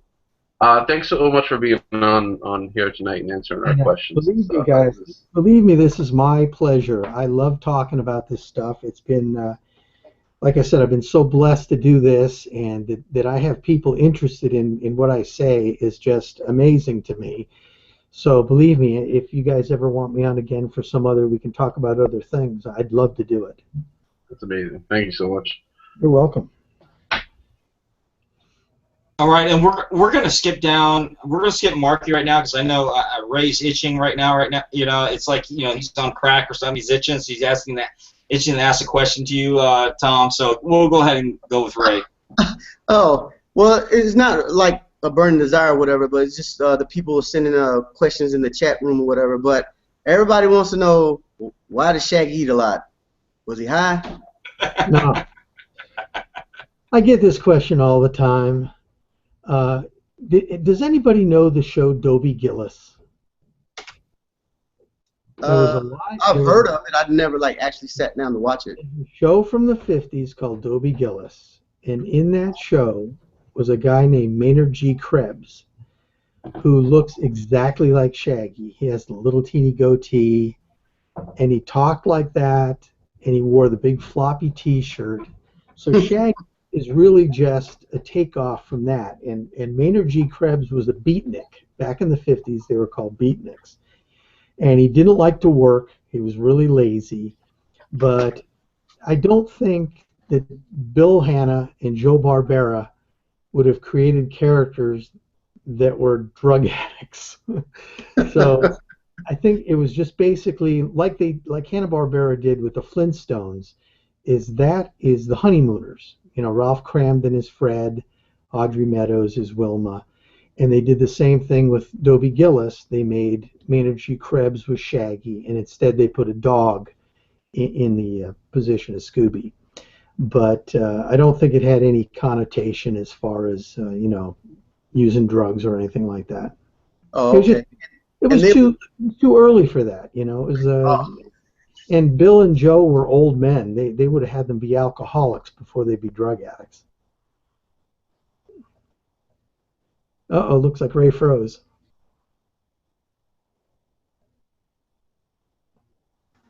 Or maybe That's just his face. He's in shock. There we go.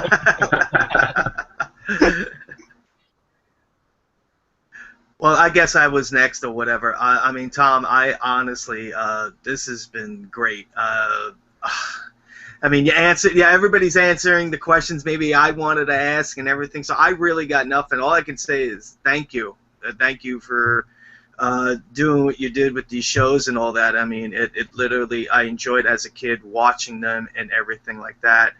And I can't say any much. It's just an honor to talk to you, and thank you for taking your time to talk to us and everything about the industry, especially hearing about your stories about collecting comics and everything when you were a kid. It's just utterly amazing.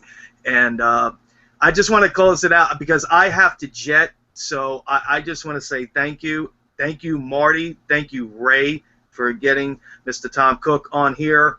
And to the panel members, I love you guys, and I got a jet right now, but shout out to all of yous, and again, this has been an amazing, amazing episode. Thank you so much for coming on to talk to us. Thanks a lot. Thank you, Marky. I appreciate that, man. If you can, some questions here. So thanks a lot, Mark, for joining us. No problem, man. I got a jet. I'm sorry. I wish I can stay, but I got to go. I'll talk to you soon, all right? Understandable. And we'll move down the line with Payne's Comics. Payne's, you're up next, brother. Another question. How many pages or drawings did it take to make a single episode or a movie? Oh boy. Well, you'd have to get out your calculator.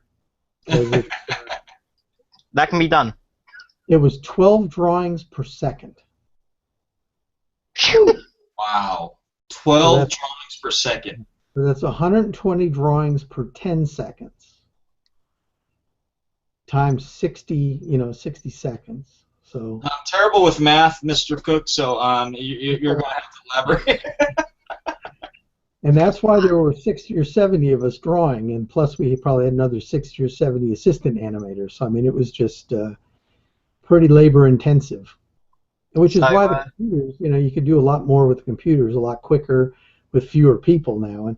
And remember, every one of those cells had to be shot onto, the drawing had to be shot onto a cell, and then the cell had to be painted by hand.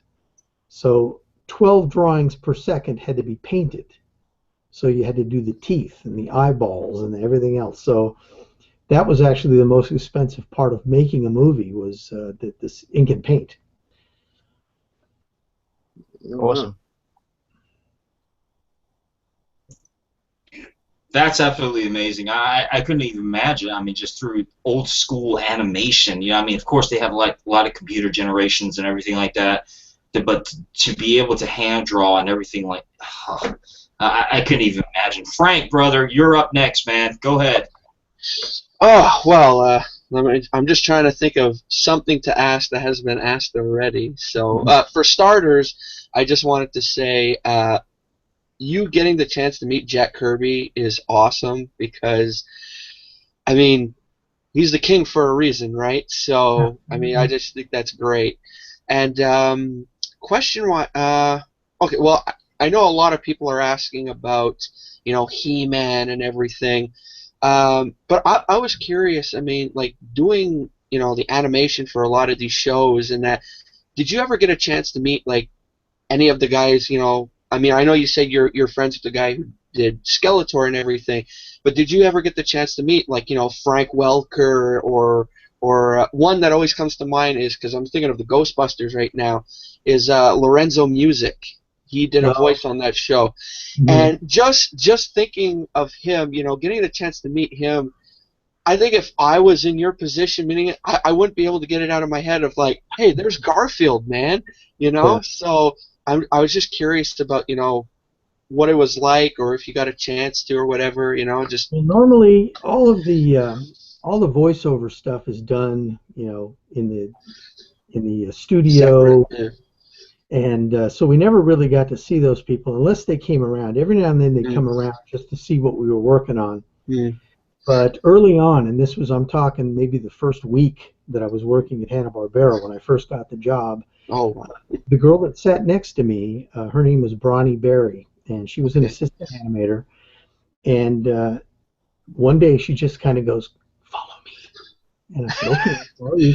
So I went down, and we went way down into the bowels of Hanna-Barbera. And you know how in a screening room they have those little windows that they kind of put the projector through, so you can. Well, she took us down there, and there were like 4 or 5 of those little windows, and we're looking through these windows that are about like this big. Mm-hmm. And we look into this room, and they were doing an episode of the Flintstones. So Mel Blanc is standing right there, and Oh my God, Alan Freed?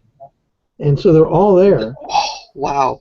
So yeah, that's what I was doing because Mel Blanc, of course, greatest ever.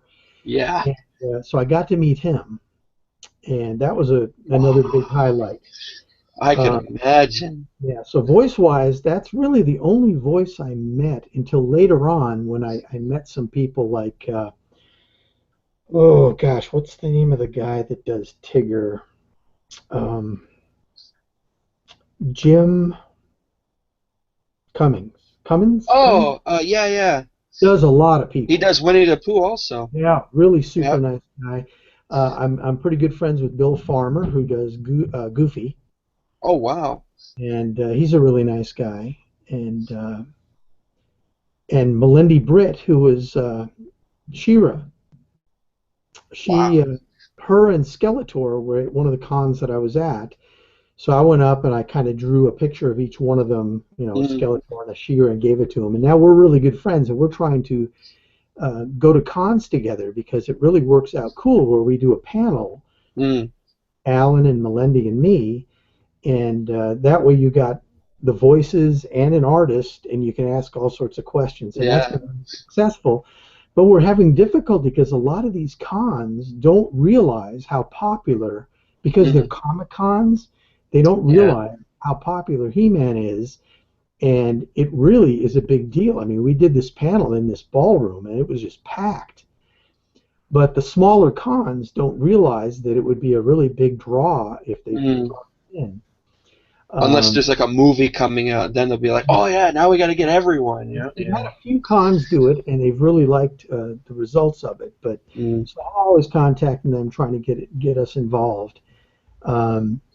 But voice-wise, like I said, it was pretty much kept apart. You know, that they did their thing over there, we did our thing over here. Now, one time we were doing a episode. We were trying to come up with a cartoon for Rodney Dangerfield.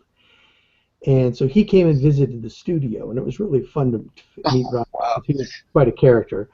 But it was going to be the superhero that gets no respect. And, so they did all these things, and it never got off the ground. And it was too bad. But I think they couldn't quite figure out how to do it, make it funny, and yet make it so that it was fan-friendly for kids and stuff like that, because his humor is edgy. Yeah. So it'd be tough for a Saturday morning cartoon. But one thing that I did like is I got a chance to meet people like Bob Clampett, you know, who's one of the great directors in cartoons, and probably one of the main creators of Bugs Bunny. I was actually working on Thundar the Barbarian, and I mentioned to one of the animators, I was an assistant animator then, and I asked the guys, one of my favorite shows was a thing called Beanie and Cecil. And a lot of people don't know it, but it was back in the 60s, and Bob Clampett created this. It was a puppet show first, and then they did a cartoon of it. And so he said, hey, I was an animator on the cartoon series. And I said, oh my gosh, I loved Beanie and Cecil. It's so clever. So after lunch, he kind of goes, hey, Tom, come here a minute. So I went down to his office, and he just hands me the telephone. And so I kind of go, hello? He goes, hi, this is Bob Clampett. Wow. So my jaw hits the floor, and so I'm just, talking to Bob Clampett about how much I loved his show and stuff, and he sent me a couple of Beanie and Cecil items, autographed, it says to Tom and everything on it. And so that was one of the highlights, meeting him. Tex Avery, I worked with him at Hanna-Barbera. There's also a guy that was a director on Hoppity Goes to Town and Gulliver back in the 30s and 40s. That was a really nice man that was an animator at Hanna-Barbera. And I went up and I said to him, I loved Hoppity Goes to Town. Probably nobody knows what that is, but it's a really great movie. And the next day, he brought in all the model sheets from that show for me. Oh, wow.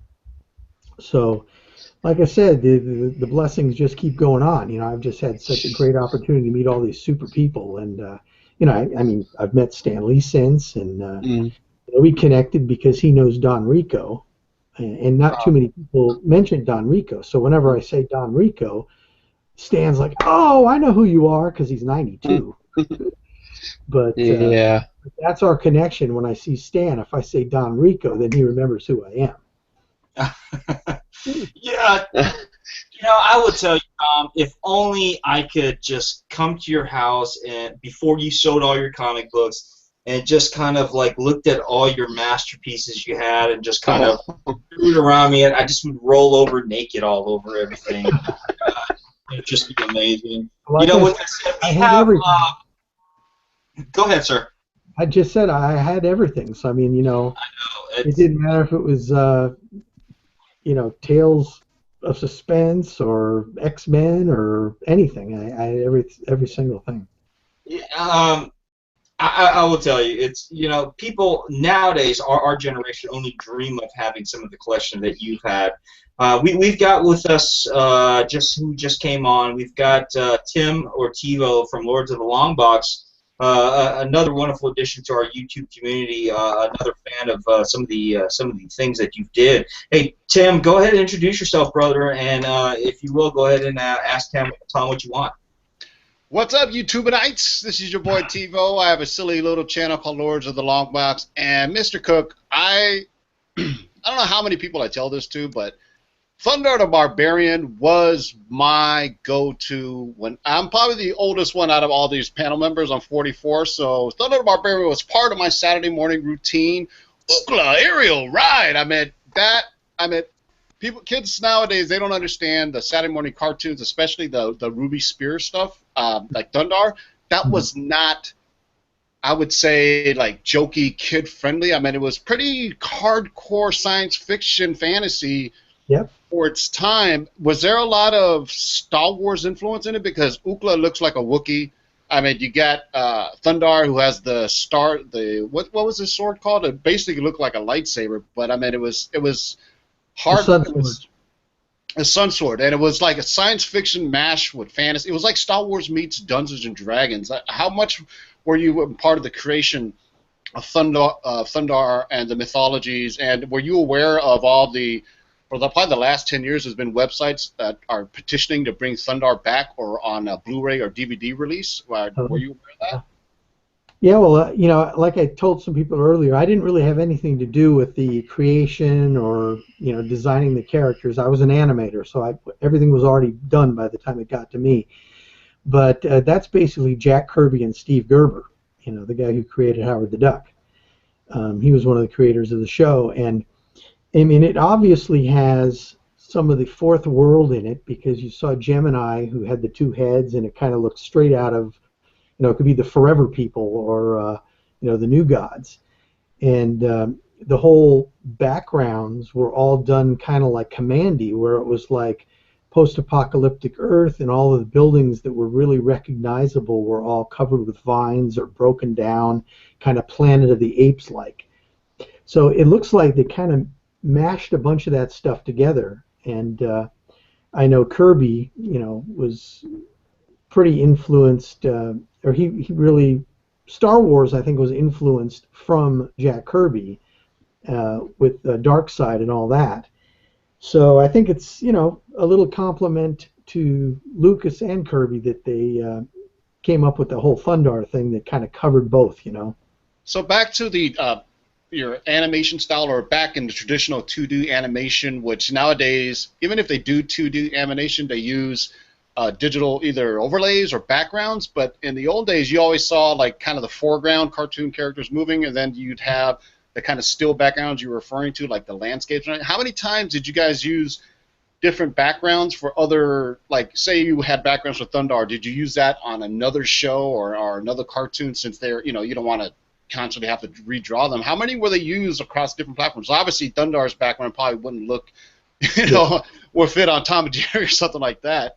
Most of the times, each show had its own design to it, so you couldn't use a Thundar background for the Flintstones, and you couldn't use the Flintstones for Ghostbusters. You know, it wouldn't work. So each one of those backgrounds was painted specifically for the scene that it was used in. And later on, they might say, hey, we're going to have a scene out in front of Fred's house. Let's use that background that we used for this. And because, of course, there's no real need to repaint it if it's going to be basically the same angle.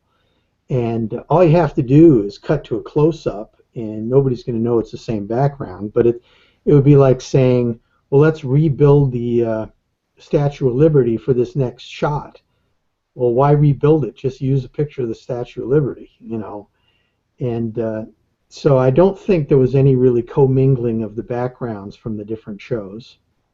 And I have one more question about something that's happening going forward with the DC Future Quest stuff, that's basically rebooting a lot of your cartoons and making them into the comic book, and the aesthetic looks exactly like how you drew it. Did they kind of get you involved? Are you involved in the project at all? You know, the stuff for DC, the Future Quest stuff? No, I'm not involved at all. I just, I'm actually retired now, so I'm just doing cons and stuff. But, you know, I'm sure there's lots of stuff out there they can use for reference, and I'm sure they got a hold of that. And, you know, hope they don't. I just hope, my main thing is I just hope that they keep the main feel of the characters the same. I mean, they don't have to look exactly the same or anything like that, but at least keep that same feeling, because if you're a Thundar fan, you want to see Thundar. You don't want to see some other character dressed like Thundar. So that's always my thing, is I like to see the characters that we did done the same way that we did them. Even if you update He-Man and make it more grown-up, just keep the characters kind of the same. I don't mind if you don't have them wear a pink shirt, because we used to laugh, the guy that was the main color coordinator for Filmation loved pink and purple. So any Filmation show was overly pink and overly purple, and we used to laugh about it all the time. But I don't think they made him pink because they thought he was gay, you know, which is what everybody's picked up on now. I'm just saying, I would give Marty's left arm for a Thundar the Barbarian live-action movie. I'm not going to give up my left arm because I'm left-handed, but I would gladly give up Marty's left arm to see Thundar the Barbarian on the big screen. Absolutely, my favorite cartoon as a kid. Hands down that, and of course, Legion of Super Friends and the Hall. What was there was like 4 different iterations of the Super Friends, right? You had the Legion of Super Friends, Super Hour, and what else was there? Challenge of the Super Friends was the one I worked on. That's it. That one, is that the one that had like the giant? I forgot, giant Apache Man, and then this. Yeah. Apache Chief. Yeah, that one I think had the best lineup out of all the Super Friends show. It didn't, because it didn't have the Wonder Twins. That's why. Yeah, I was really lucky that that's the very first thing I ever worked on. Yeah, I mean, nowadays, there was an article, I talked about it with my friends before, like, there was an article that came out maybe 4 years ago, and it was an article that said the death of the Saturday morning cartoon. It was literally the last Saturday morning cartoon that aired. Obviously, all the big channels don't air them anymore, and I think it was off on, like, maybe Cartoon Network or something like that, but it was new Saturday morning cartoons, and it said, you know, it was sad because my childhood, that nowadays there are no, if there is a Saturday morning cartoon, it's a rerun. It's not anything that's new and ongoing. How do you feel about how the pop culture, or how kids have grown, or however it's done to, I guess you can call them the video game era, how there aren't really any new ongoing Saturday morning cartoons anymore? Well, at the cons, I have 2 different panels that I do. There's the one that's called the Art of Saturday Morning Cartoons, where I go through how we made a cartoon step by step. And the other one that I do is called The History of Saturday Morning Cartoons. And it goes through from 1960, and I probably get up into the 90s, and then I stop because the newer cartoons, the people in the audience aren't really, they're too old. to watch the newer ones. So I do about 20 something years worth of every show that was ever on Saturday morning on either CBS, NBC, Fox, or ABC. And I just run through them really fast so everybody gets to see their favorite shows and cheer for them. But what we talk about is that it's so different now because back then you had to wait all week. You couldn't wait till Saturday came. Friday night you were nervous because you got to get up early. And then you get up early and you didn't miss your show, and then your mom's yelling at you, why can you get up on Saturday but you can't get up on Monday through Friday for school? And nowadays the kids sleep until noon, flip on Netflix and watch 10 episodes of their favorite show. So they're missing that whole excitement and the waiting for that episode that you can't wait to see. So although it's kind of nice to be able to watch whatever you want, it still feels like as a kid, you're not getting the real enjoyment that we did as kids waiting. It seems like waiting should be bad, but it was really good. Yeah, I would remember wake up in my pajamas with my footsies on at 6 in the morning with a giant freaking Tupperware bowl of just sugar-coated cereal. And I remember, correct me if I'm wrong, but I think Thundar was on ABC and Godzilla was on NBC. Okay. Right? I'm trying to remember because, I'd flip back because I would start Thundar and then go over to Godzilla and then I'd watch, what was that, the Schmooze or something? Or was that part of the I worked on Godzilla and the Shmoo. Yeah. God, man, I'm telling you, I'm going to go try to find those because you know what? They're not on Netflix, are they? Are they? Thundar and those cartoons? I know they've released a couple of DVDs of Godzilla. I think they have 4 episodes on each one. Shmoo, I think I just saw that came out. There was another thing called Fred and Barney Meet the Thing, and it was the thing where it was a young kid that had a ring, and he would say, "Thing ring, do your thing," and he would turn into the thing. So it really had nothing to do with the Fantastic Four, but I worked on that also. And they had at Hanna-Barbera when I first started, there were probably about 6 or 7 different series that I worked on. Casper and the Angels, Captain Caveman and the Teen Angels, Scooby Do.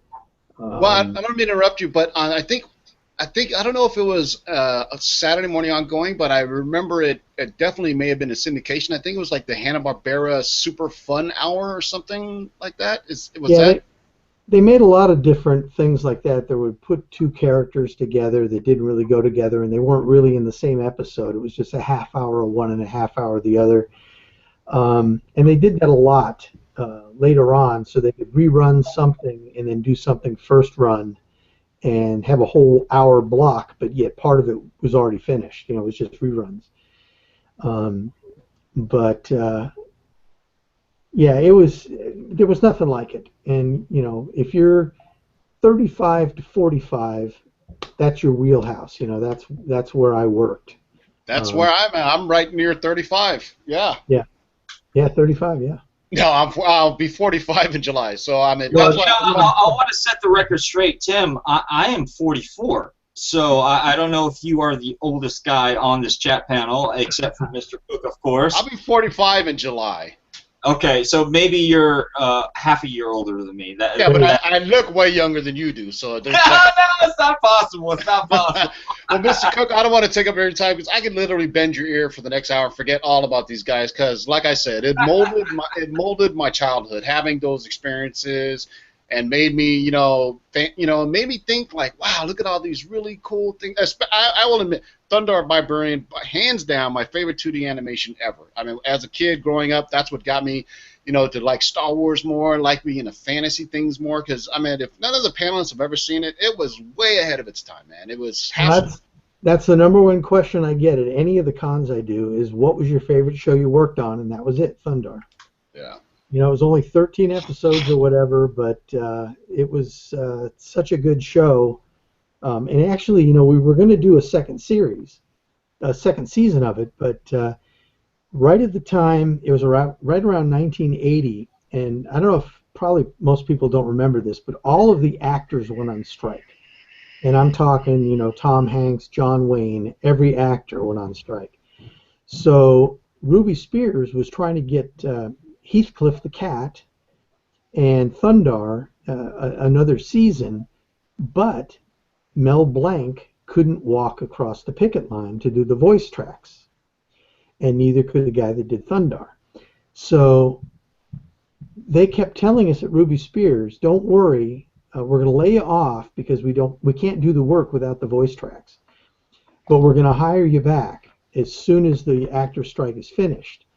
But there had been a bunch of rumors that they had bought this really expensive building and they really couldn't afford it for what the number of shows that they were putting on the air. It just wasn't supporting it good enough.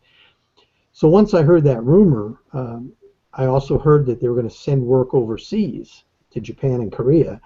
And I said, well, I heard Filmation's not going to do that. So I, after getting laid off at Ruby Spears, called up a buddy of mine at Filmation and went over there to work and never turned back because everything that I assumed was going to happen did happen. So Ruby Spears never did another season of Thundar, and they really closed their doors and then moved back across the street from Hanna-Barbera in a little teeny building and sent all the work overseas. So it's a good thing I decided to move to Filmation when I did, because suddenly everybody wanted to work at Filmation, and luckily I was already in there.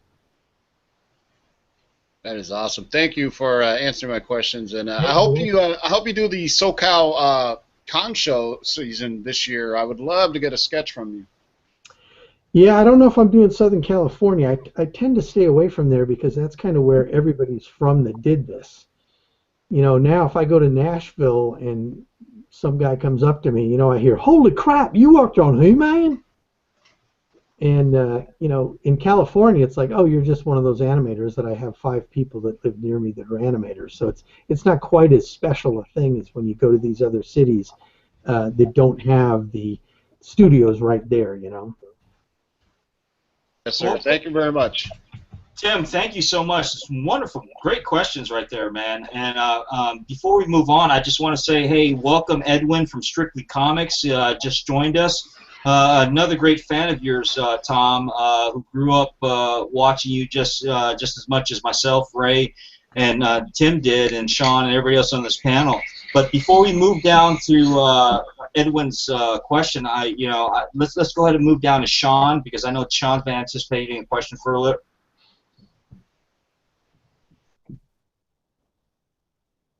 You're still on mute, Sean. And we lost him totally. So we'll go ahead and go with Edwin. Edwin, go ahead, brother. We're going to go ahead and get with you.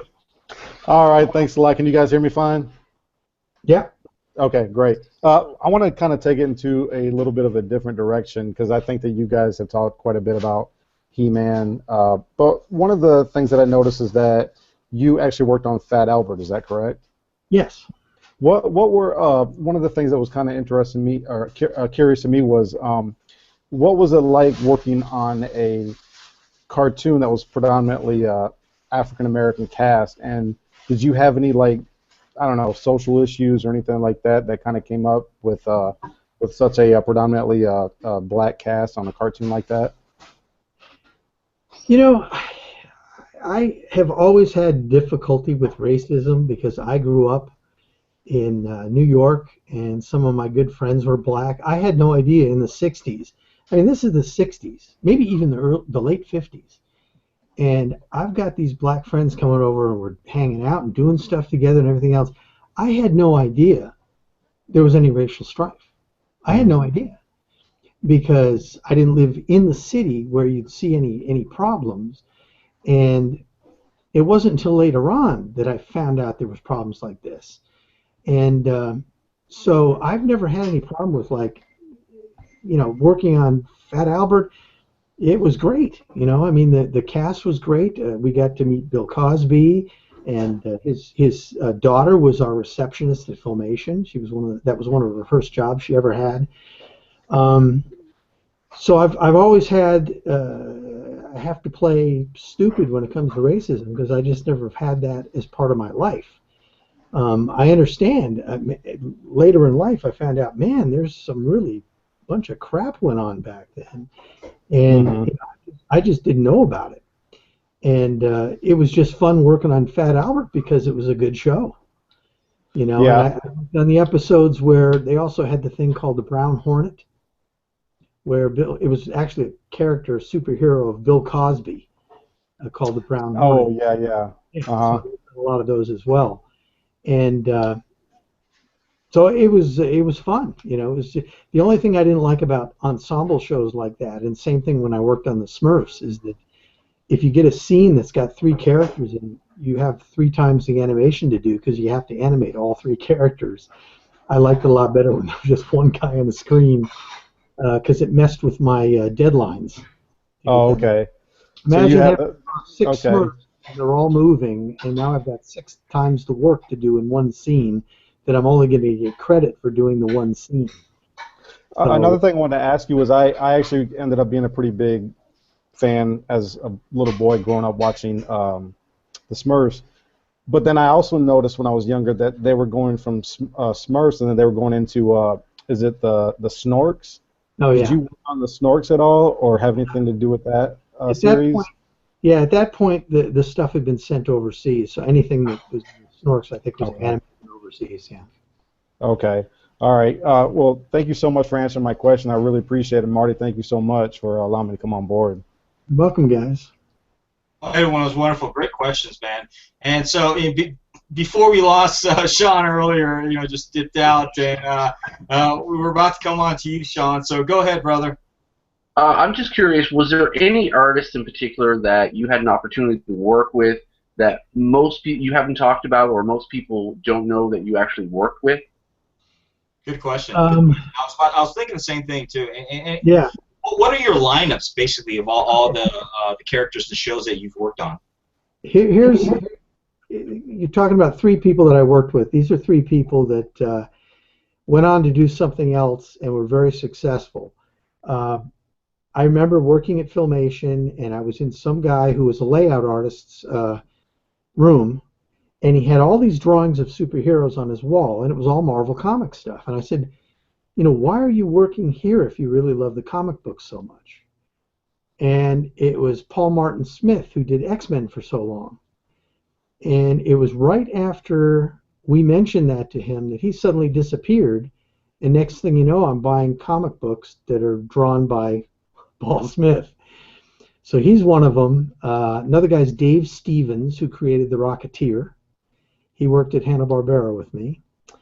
And probably the biggest one of the bunch was Bruce Timm, who was a designer at Filmation on he designed some of the extra characters in He-Man, the people that were just in one episode that really didn't have anything to do but that one bit. But I know that I at one point was saying with Super Friends, why don't we simplify the characters and make them look like the Fleischer Supermans of the 40s so we could really animate these characters. And then next thing you know, Batman Adventures comes on and they did exactly that. And that's why that's animated so well, because you could animate it, like I said, like a cartoon and not have to worry about the human skeletal structure underneath. And so it lends itself to much better animation. So those are the 3 guys I can think of that I worked with that went on and did something that was pretty cool. Awesome, thanks. All right, Paney's Comics, brother. Go ahead. All right, well, I'm just going to run off some of the questions that are in the chat. Roger wants to know how long did it take from start to finish to make a whole episode?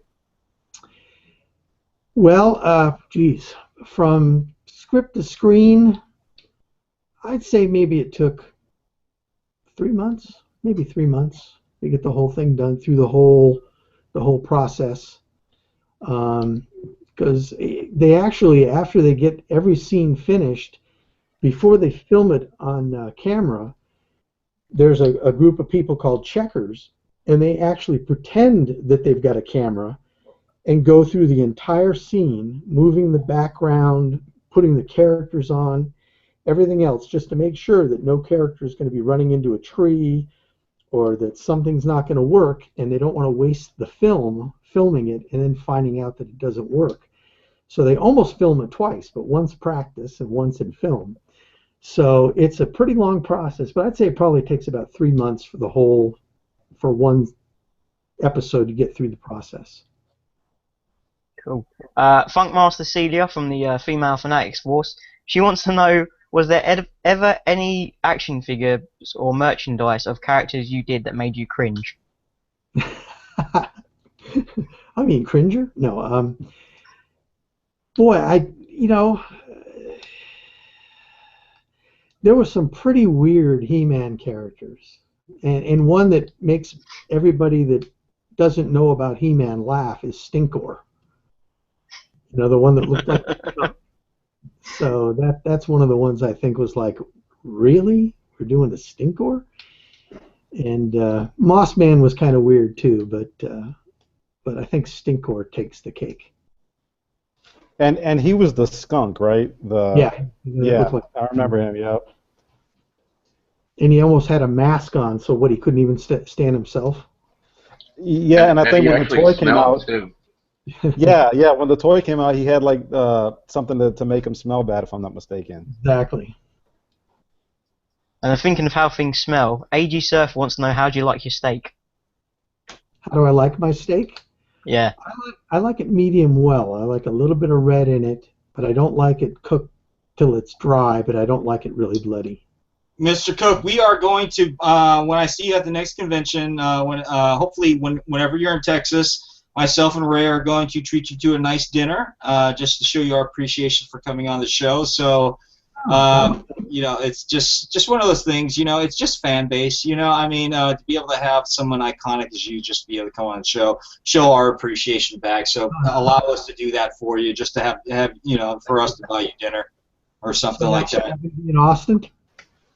Actually, about an hour from Austin. I live about an hour from Austin, so whenever you're around there, I'll be at the Wizard Show in Austin towards the end of the year.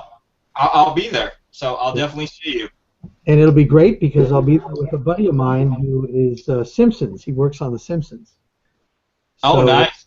What you should do is get Simpsonized. What he does is you come to him, sit down, and he draws you as a Simpsons character. Oh, that would be wonderful. Marty, you need to get Thundar Simpsonized. All right, Frank Castle, what's going on? Go ahead, you're next, brother. I'll admit I am all questioned out. I'm just having a ball hearing all the stories and everything, So I'm just gonna say thank you for taking the time to answer my questions, and also, like everyone's doing, I'm gonna thank Marty and Ray for this right here. I mean, this is awesome. So we host it, Frank. The real contribution comes to the panel members and everybody's on the chat, and of course Mr. Cook here, because he graced us with his presence and everything like that. Trevor, do you have any questions for Mr. Cook? The only other question I would ask, I had to step out, so I apologize if this has been asked previously, but out of She-Ra and He-Man and their villains, so Hordak and Skeletor, who was the most fun to draw? Well, I enjoyed drawing Skeletor. That's the one I like the most. Now, Hordak I thought was really cool, but man, what a pain to draw with all those bones all over his head and everything. And I want to show you. Here's, you were asking about some artwork. These are a couple prints that I sell at the cons that I drew up, and I did kind of a compilation of the bad guys, and then I did a compilation of the good guys, and I also got one of She-Ra and her good guys, but I don't have the She-Ra in here. But here's the Skeletor one. Oh wow! So it's got a bunch of the bad guys. Now I know Robato's not a bad guy, but I needed to find someone else to put in there, so I put Robato in there. And then here's the He-Man one here. Oh wow! It's got Orko and Sorceress, and even the King and Queen and Man-at-Arms. So those are the ones that I sell at the cons as a set for like $50 and autograph them. And I've got a bunch of other prints as well, from all the other shows I've worked on over the years. But I have to big out for 1 second because my wife, we're supposed to go to dinner tonight, and I think she's wondering when we're going to go to dinner because it's getting late. If I could just run up there really quick and see if they're still able to do it, I'll be right back. Okay, Sure, guys? absolutely. Yeah, and bring back your older books too. I would love to see that. I'll be back in a minute. Hey, go ahead and unmute your mics, everybody. We're getting on to the end of the show where we're going to do some final questions with everybody and everything. And one thing I want to address too before Mr. Cook comes down is if you guys don't know, I want to introduce V again. V, say hi. Go ahead and unmute your mic. Say hi. Hey guys. Hi. Hello. Now here's an interesting about V. So I put out an ad about having a hostess on Comic Talk, and she happened to answer it. And so we got to talking a little bit. We started discussing a few things and her coming on, her role in Comic Talk and everything. And I was happening to looking through my phone and through some old pictures, and I ran into a picture that looked very similar to her. So I texted her back and I said, V, is this you by chance? She says, yes, this is me. And it was her dressed in cosplay for a convention that me and Comic DJ had went to, which was in Dallas. And I was like, oh my God, this is, so I'm thinking to myself, I don't believe in coincidences. I just one of those things. I believe that everybody's connected in one form or another. And for her to be able to contact me, and then I've met her in the past and everything, I thought it would be a great addition to have her on the show. Now, working through some technical difficulties, V is going to actually be a hostess on our show, as long as she'd care to join us with. But she'll be answering majority of the and sort of mediating the question and answer portions for the group chat. Also reading articles that she's come up on that are interesting to the comic book community through the Comic Talk session. And so she'll have a certain portion on that. So I think it'd be a great, and she's pushed out on me once again. She said, screw you, Marty. I don't want to You know what, Marty, is the most surprising thing to me is that V met you in person and still decided to come on your show. Well. Laying down the gauntlet. I did yeah. You weren't here earlier for the magic trick, but let me show you this magic trick right quick. 1, 2, 3, bam! I'm still trying to perfect that. Okay. Yeah, we noticed that your right arm is incredibly larger than the left arm. Hey, life is all about balance, brother. You know what I'm saying? It's all about balance, and obviously, you're trying to balance out what I did to your last show or some shit like that. Well, just wait till the meds kick in. I just need 5 more minutes. You're lucky your show's ending. I love Tim. He's a great guy. If you guys didn't know Tim, Tim is a he's got his own show as well. It's called Lords of the Round Table. Really great show. He invited me on his show to be a panel member. I have no idea whatsoever. I have nothing to contribute. So obviously I realized that early on, so I started getting drunk earlier on the show before I could actually contribute. So. And then he wouldn't shut up. He kept on contributing. It wouldn't, regardless of who was speaking, he decided that was his subject and he needed to speak on it. That's my subject. Screw you guys. I'm going to talk regardless, no matter what. But my apologies on live air. No, it was awesome. So I had a guy drunk off his ass, and I had a guy shot up live full of morphine on my show. So I'm curious to see what other addicts we're going to have next week. It's going to be fun. Well, I'm back, guys, and I have bad news. Sir. I've got reservations in about 10 minutes at a restaurant, so I think I'm going to go. Okay, wonderful. Sir, I'll be honest with you. Usually when I have a special guest on the show, I try not to keep them more than an hour, but we actually went on for about 2.5 hours with you because so many of the questions. And you were such a trooper to be able to stay on with us, and it was so wonderful to have you. Yeah. Thank you so much, sir, to be on. Is there any final thoughts, any final words that you'd like to say before you actually dip out on?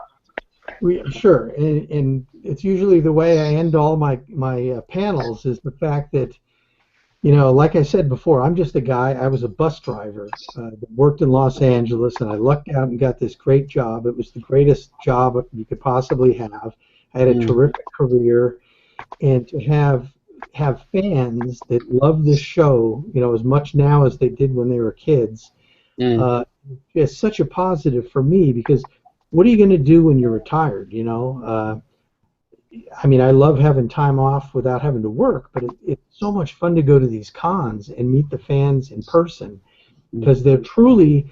I'm a fan myself, and if I was a young kid, I would have loved to have met Dawes Butler, who was the voice of Yogi Bear, Huckleberry Hound, but we didn't have cons, so I didn't get to meet any of those people. So, like I said earlier, I really understand why people want to meet me, even though it's crazy in my mind.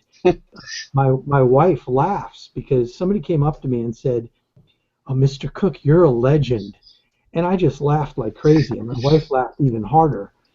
And I just said, no, I'm not a legend. Stan Lee's a legend. Jack Kirby's a legend.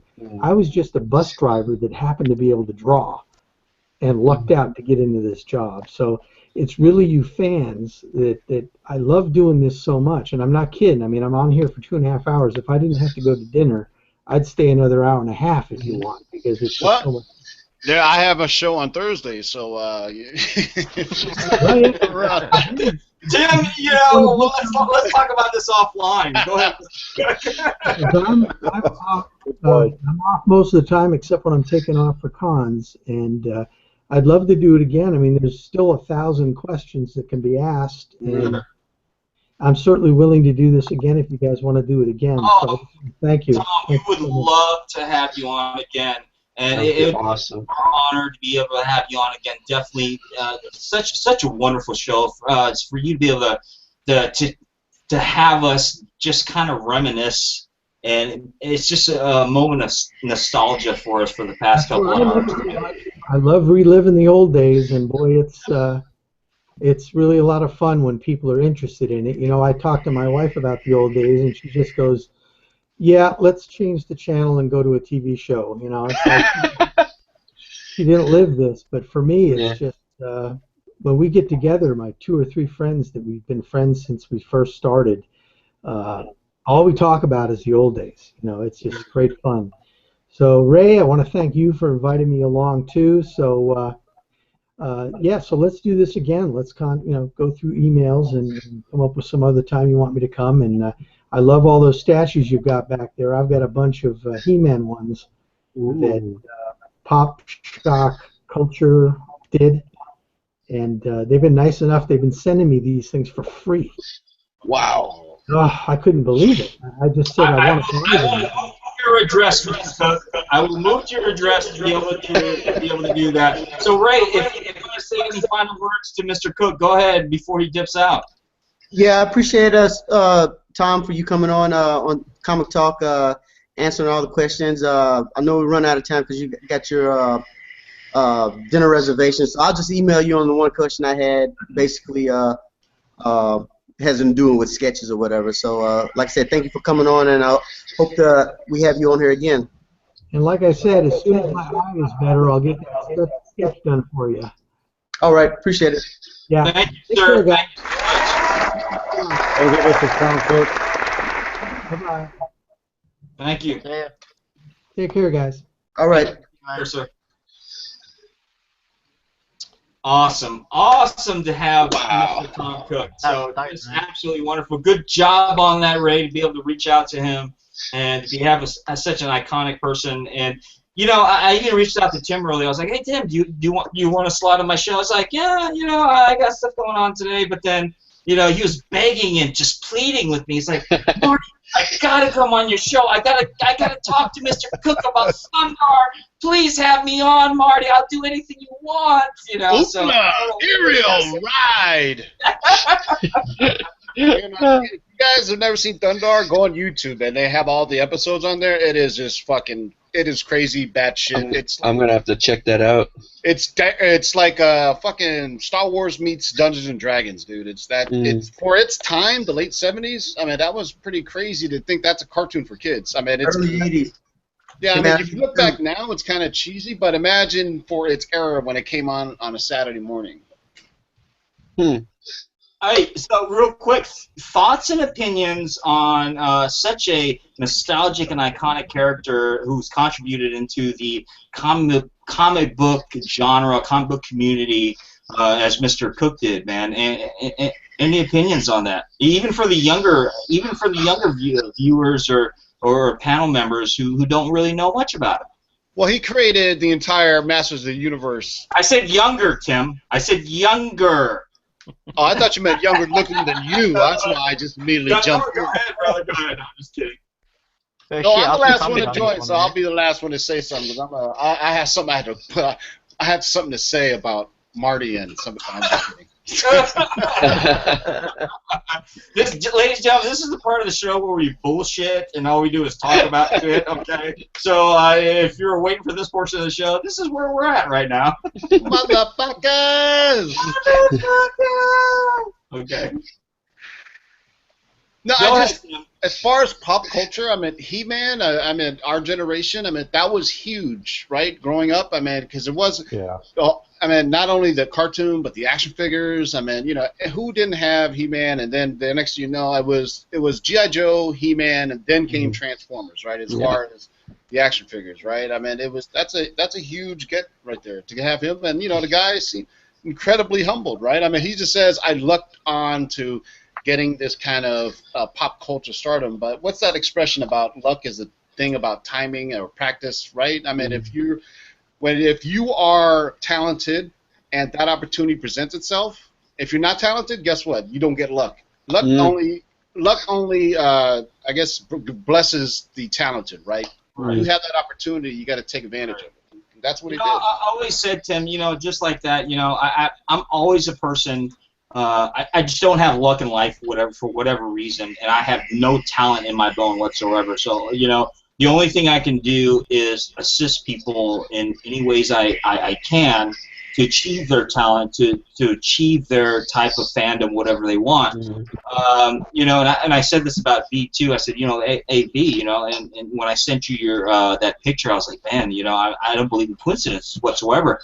I think people are interconnected, intertwined in one reason or another. If I can assist people and trying to achieve their goals in life, to be successful in any way, you know, to me, that is my success in life, regardless whatever it is, you know. So V, you know, we haven't heard much from you tonight because, you know, you've been in and out, you've been dealing with a few issues and stuff. Is there anything that, based off the articles that we've discussed tonight, that you might want to push out?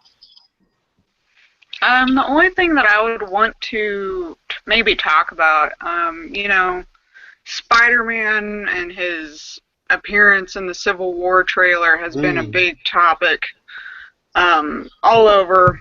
I'm following like a bajillion comic Facebook pages, and I'm in the North Texas cosplay group, and that's all anyone can talk about is his suit.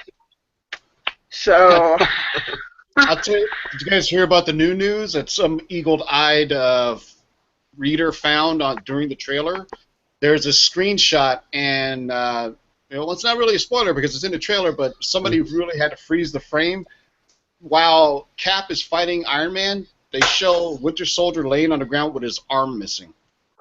Yeah, you know Stark did that. Yeah, so so I think maybe when Winter Soldier went to grab Iron Man's arc reactor, it just blew his arm the fuck up. So Winter Soldier yeah, but I think that trailer was incredible. They said 100 million fucking hits for that Civil War trailer. Yeah, I was stoked for that. I had no idea, Tim, to be honest with you guys. When I watched that trailer, I was just amazed with the fight scenes that they were showing on there. But at the end, and they knew what they were doing. They knew what they were doing when they showed Spidey come up, took Cap's shield, and then, you know, showed him kind of crouching and said, hey, guys, what's going on? What do you guys think about that? What's pissing me off is nobody's talking about the Black Panther. I mean, Spider-Man. Well, the thing is, we got to see Black Panther on the first and second trailer, and then you know, the internet reacted to that. Holy shit! Oh yeah, back to you, Ray. That scene where he chases down the fucking motorcycle. Yeah, I like that part. I mean, that was pretty incredible. But I want to. He wasn't doing all that. He was just like. I have one complaint though. Running toward. Yeah, and this is to the larger fanboy community, is that so comicbook.com posted something, and it was total clickbait. It goes, Civil War writer likes Batman vs Superman trailer better than he likes Civil War trailer, and it's like, you know what? why the fuck do you even have to put that to divide the fucking between DC and Marvel? Fuck you, comicbook.com. I know you watch my show. Fuck you. But anyway, and the reason why it's clickbait is because it's Mark Millar's tweet, not the it makes it look like it's the writers of the Civil War movie, right? So I clicked on it, I read it. Mark Millar goes, "Hey, I really like the Civil War trailer, but I've been waiting all my life to see Batman fight like he does during that trailer." And then the clickbait article was, "Civil War writer likes Batman vs Superman trailer, better like Civil War." And of course, all of social media, you see the Facebook just comments, nuts, "Fuck you, Marvel, fuck you, DC," and it's just like, why? Enjoy both, right? You could have chocolate and strawberry. Sure.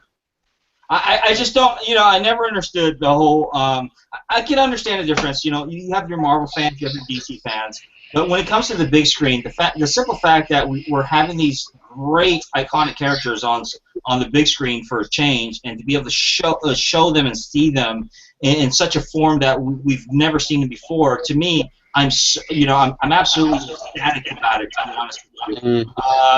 Any thoughts and opinions on that? Yeah, I want to share this. Oh. Click on my screen. Someone did the Iron Spider suit over Spider-Man's suit in the trailer, so it looks like the Iron Spider suit from the comics. Yeah, I've seen the. It's got its arms. It looks a bit shitty, but it's still. I think this is a really cool concept, and whoever did this is a fucking genius. Yeah. Because that is fucking funny. Do you guys remember the rumors that, 6 months ago, I think maybe Latino Review or Humberto Gonzalez said that the Iron Man or the Iron Armors was going to show up in Civil War, and they were halfway correct, because Tony Stark is the one who created the spider suit for Peter Parker in Civil War. Well, apparently, I've been hearing that in Civil War, apparently Spider-Man is supposed to have two different suits in the movie. So I don't know if it's going to be like, when he's first introduced, if it's going to be like a street clothes, kind of like a Ben Reilly kind of deal, and then the suit, or if it's going to be the suit we're used to seeing him like in the trailer, and then something else. I don't know, but I've been hearing apparently he's supposed to wear two suits in the movie, so who knows? One and then the one we see. There's been a lot of talk and speculation about being that he is on Tony Stark's side. That Tony Stark created the Iron Man, the Iron version of the Spider-Man suit on that, and with that push out, I don't see. I do see that's a possibility, especially for Spider-Man. Here's my theory. I think Peter Parker goes to Tony Stark and be like, "Hey, man, this fucking mask, people don't know if I'm joking or not. Can you make it so my eyes can move and shit so people can tell that I'm joking?" So then Tony Stark goes, "Hey, I'm going to make you a suit where your eyes can fucking emote, so you'll be like Deadpool in his movie."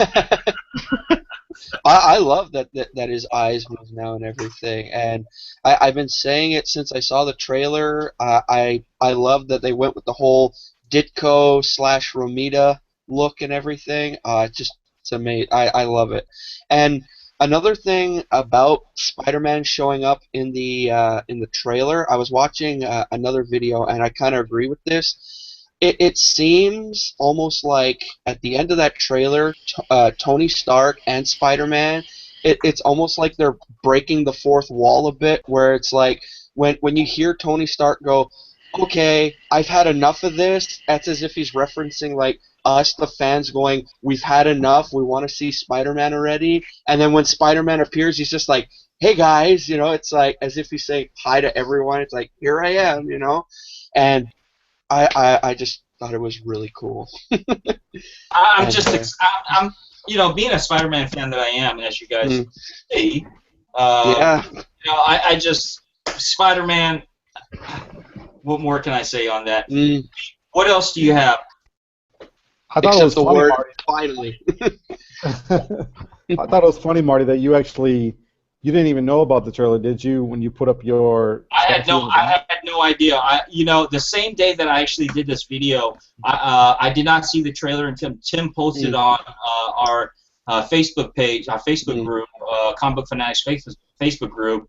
And then after I had done the video, I watched the trailer. I was like, wow, perfect timing, you know. I was refreshing my Twitter feed all fucking morning waiting for that thing, man. As soon as it came on, I was like one of those Facebook commenters that goes first. You know, I go, yeah, post this shit. I gotta post this. I said first, then I go, Ron Paul, 2013. And then I was like, you know, I would tell you guys, so thank you so much for all the contributions on our Facebook page. I mean, people are coming out with just different topics.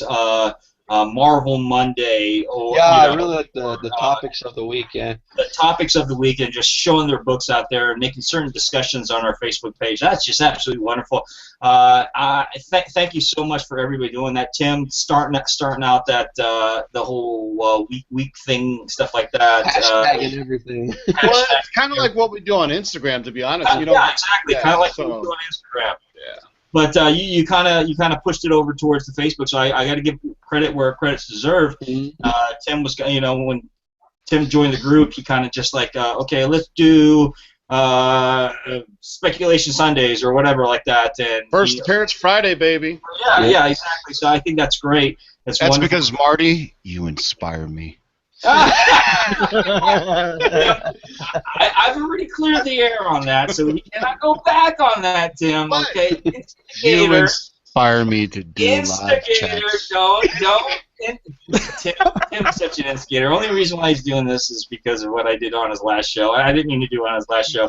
Last show that I was on, I was a little bit liberated, but not that much. But dude, we all felt fucking liberated, to be honest with you. Gene Paul, I mean, we were talking about this, and we were like, God damn, somebody just, and you took the high road, and that was fine. But I was like, if you don't say it, somebody else is going to say it. It was just like, this is way too. It's getting way too creepy. It was really creepy, and I'm not gonna, you know, let's end it at that, okay? Because it is what it is at that point. I just wanted to end it, and I just want to clear out any type of drama. And I just want people to know that I am not about the drama, and I just wanted to clear the air when it came to my point of view on that and my stand on that. But nevertheless, V, we're going to go back to you, sweetie. What anything else that came up on the articles that you want to go ahead and ask the panel members? Sorry to stay on the topic of Spider-Man, but what do y'all think about Tom Holland as Spider-Man? James Gunn says that he is to Spider-Man what Robert Downey Jr. is to Iron Man. He's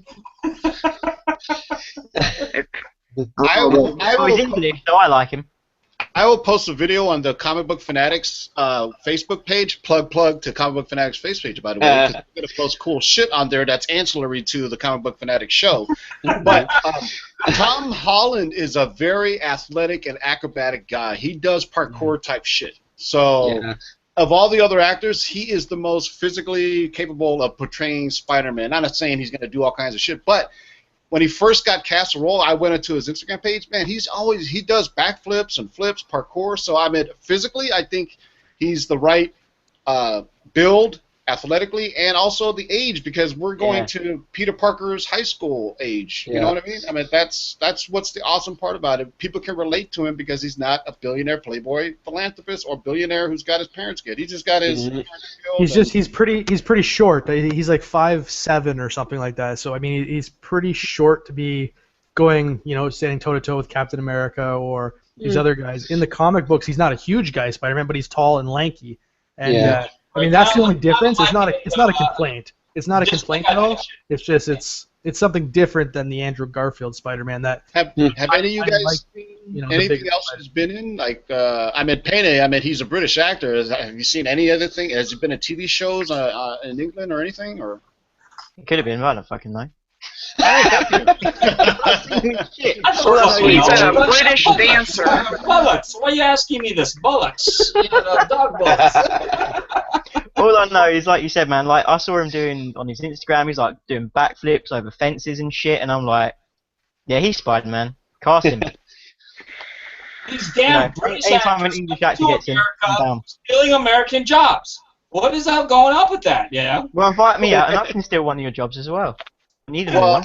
Well, Thor is Australian, so I mean, he took that job. I mean, Australians too. I mean, shit. Yeah, well, want to watch out with Australians? They steal everything. Well, that's why they got their own island. They could put all the criminals out on one island. They kicked them out. They kicked them out of England and made them start their own country. Those fucking. Yeah, and they did a fucking good job.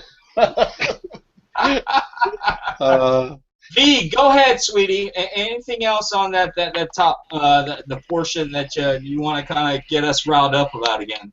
You know, I think V's found her role in Comic Talks to kind of get the panel members riled up somehow. And I think she enjoys it, to be honest with you. Okay, Deadpool just passed Man of Steel and Iron Man at the box office, and it is one of the first R-rated superhero movies, so that's kind of different, which is leading them to possibly make Wolverine 3 be R-rated. I thought Blade was R-rated. Blade was R-rated. Maybe it Yeah, there's more I of a said vampire. one of the first. Yeah. Yeah, but it wasn't really a superhero movie not a per se. superhero. I mean, Yeah, Stanley watch Tucker's to be in that one? Hey, Yeah. that's just what the title of the article says. Superhero movie. Yeah, Watchmen was, I think, the really true first superhero rated R movie, right? Because I that's think actually so. based But that on. sucked balls. Yeah, I hated Watchmen. It's fucking. Well, stupid. it barely did any box office. It barely broke even. Yeah. But back to what V was saying. What's more amazing when you think about that Deadpool passed the first Iron Man and past Man of Steel is how much it costs to make. So not only gross but net, because it only costs like $60 fucking million to make. Man of Steel barely broke even because it cost production costs an upwards of $160 million, and you don't factor in the marketing costs. But fucking Deadpool was brilliantly marketed for a shoestring judge because you know why? They use like social media, some billboards, some commercials. I was watching Comedy Central, and the whole goddamn episode of Workaholics was sponsored by Deadpool. So I think it will end up being the most successful superhero movie of all because of the actual net money that it makes, not the gross.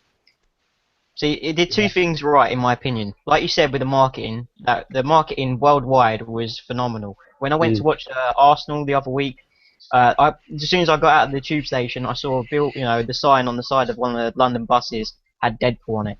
And the other thing that I think is really important is they really stuck to the source material. And I think that is one of the things that helps it. Not its R rating. The R rating may have, helped with like adults and everything, but the fact that it stuck to its source material and promised that it would do was what I think sent people to the cinema. Yeah. We need a UK translator for what Penny just said. He said he watched Arsenal, which is a soccer team, and he got the tube, which is the train. So all you listeners who didn't understand what Penny was saying, he was watching a soccer game when he got off the train. I love Penny's accent. I can listen to fucking Penny talk all goddamn day long. I love it. Question with that. Batman and Superman, have they came out with a rating yet? Is it R or is it PG-13 rating? PG-13. PG-13. Yeah, but they're going to have an R-rated DVD. Yeah, okay, the director's cut. Your thoughts and your opinions about how successful Batman and Superman would be as far as the box office hits, and should they have characterized it as a R-rated movie and added a little bit more R-rated influence on that as opposed to PG-13?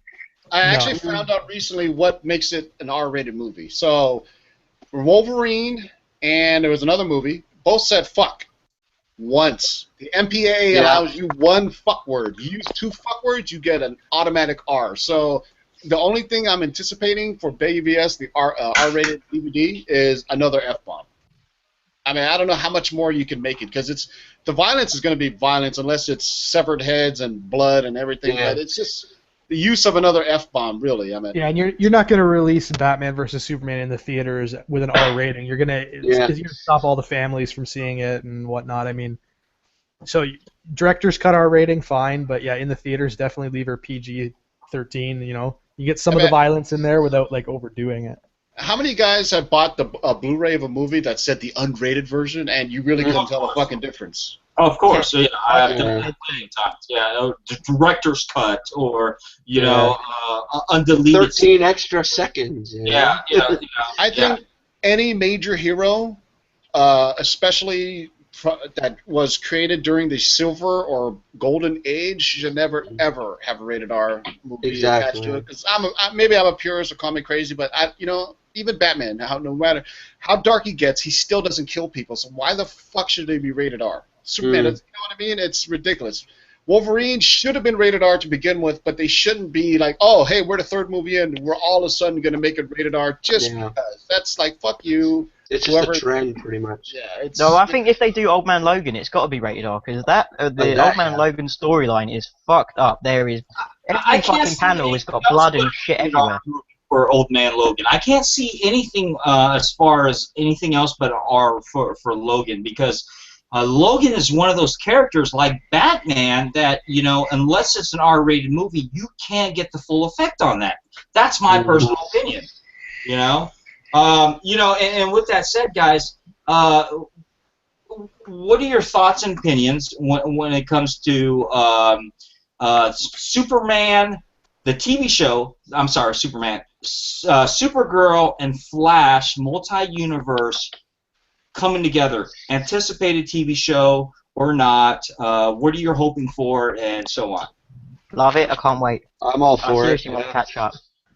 Did you guys see the promotional poster, which is a nod to Superman racing? Race. Yeah, that's pretty awesome. I like that. Yeah. So how much would that influence the comic book that's coming out? Everybody sees the promotional character, the Flash and Superman comic book. As far as how many races were there? It's the Supergirl comic. Remember the Flash of Two Worlds? How Jay Garrick and Flash, that book after Jay Garrick was announced, that book jumped dramatically. It was expensive for a while before that too. It was, but it definitely jumped. But I don't see the same influence on Supergirl. I mean, I don't see the interest in that show to be as high as the interest in the Flash. But although sorry to cut you off. No, go ahead. I'm done. No, I was going to say. I think because of the influence on Flash, the reason why they're influencing the characters of Supergirl is to probably boost up a little bit more ratings on her, because you already know Flash is just an amazing TV show as it is. It's a great TV show. So much Inhumans involved I'm sorry, just metahumans involved. Metahumans, not Inhumans. Crossing companies there. I mean, with the way they're going with Flash nowadays, and I can see Supergirl bombing if they did not incorporate some of the universe incorporated in that. You are aware that Supergirl's ratings have been really good, right? So it didn't. I'm aware of that. I'm aware of that. Yeah, but how much of that rating is due to fan base, due to female base, due to whatever base that's involved in that, though? And you got to remember, the ratings that Supergirl gets on her channel have to be dramatically higher than the ratings the Flash gets on CW. You can't compare the two, because one's a network and one's a CW show. So. Yeah. And also, Supergirl's obviously doing something right. I mean, just this past week, it's been picked up for a second season. So there's something good right there. And then for great in that skirt with some hot legs on there, yeah. Let's ask V what V thinks as far as Supergirl. Do you like female empowerment? Because I really think it has a strong message to young girls that they could do whatever they want. Even Callista, or what's her name? Callista Flockhart. Boss. She's a very strong role in that. Like, I'm a strong businesswoman and I can do whatever. What are your views, V, on since we need a female perspective besides Marty's? Tim, by the way, I want to clear the air with me and Tim right now. It's only because I was a little bit fucked up on his last show, motherfucker. But nevertheless, with that said, go ahead, V. I think it's really good that they're having a Supergirl show to empower young girls. I don't think it was a good idea that they put her in the skirt and the crop top. That's kind of cliche. And, they're showing, oh, hey, here's a super woman who's all-powerful, and we're going to stick her in a mini skirt. It's cute, but did you see some of the earlier episodes and the evolution of how she got into that? Oh yeah. No, I didn't. So yeah, the first No. few episodes, it was like, hey, try this out, and it was just, and it was basically a nod to superhero comics about how they underdress women.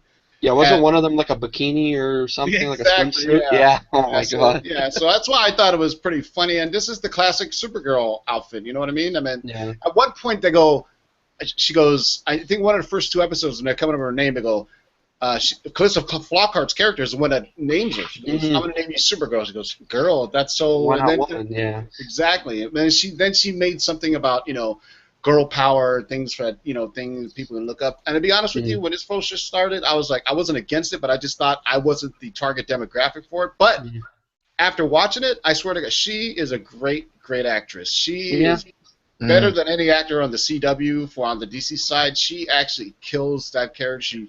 She knows how to emote on screen. I think they did a kick-ass job. Remember, people were like, she's not blonde enough or whatever. But you know what? But she's also got some muscle on her, man. She looks the part. She looks strong.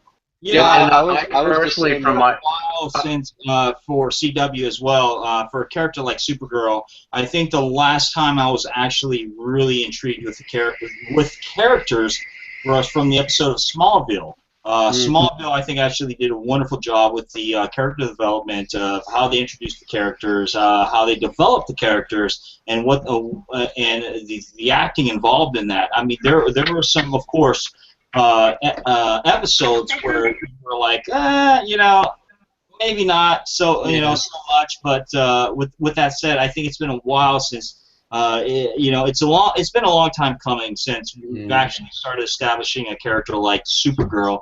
And I think they're doing a wonderful job with her character development. There are some times where I think, okay, you need to grab a pair and buck up. You're freaking Supergirl. You know what I mean? Yeah. But nevertheless, I do want to add just from personal experience that wearing a miniskirt fighting crime, it's the only way to do it. So.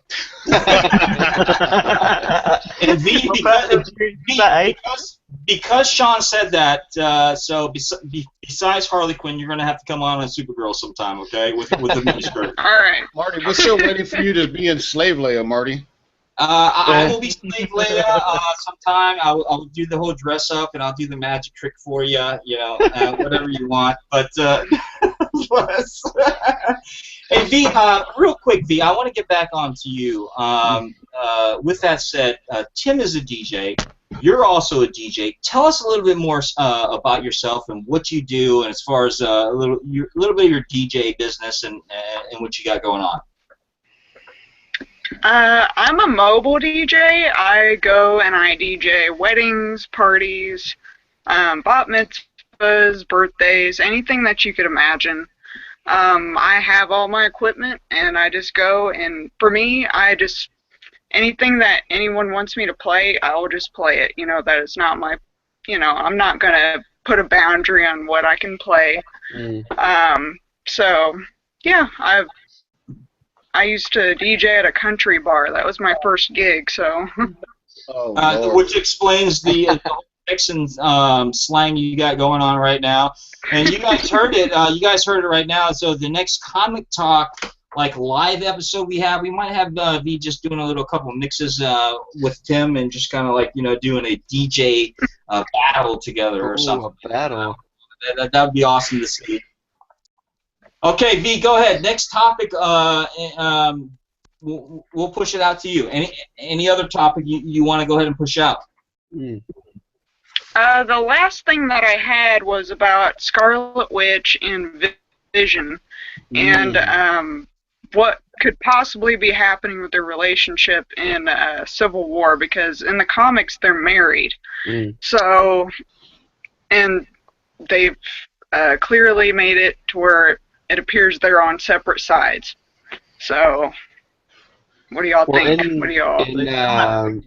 In what was it, Avengers Age of Ultron, there's I think it's a scene or two or something where the two of them come together. I think it's in the big battle scene against Ultron, and I think it's Vision. He catches her or something, and they have this really short, brief kind of moment or whatever. So that's kind of a hint to them.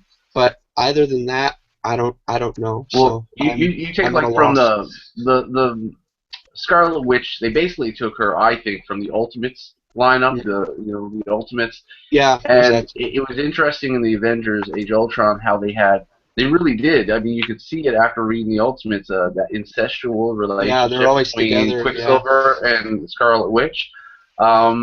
Yeah, so I mean, I don't know. I don't even know if they'll touch on. There might be a slight romance or whatever. I mean, they're pretty liberal with that, like Black Widow and the Hulk together and stuff Yeah. like that. So I Yeah, just but want to they've point also out got that I just want to point out that Spawn in 1997. Just go back a little bit for a second. The Spawn 1997. That's probably the quintessential superhero rated R film.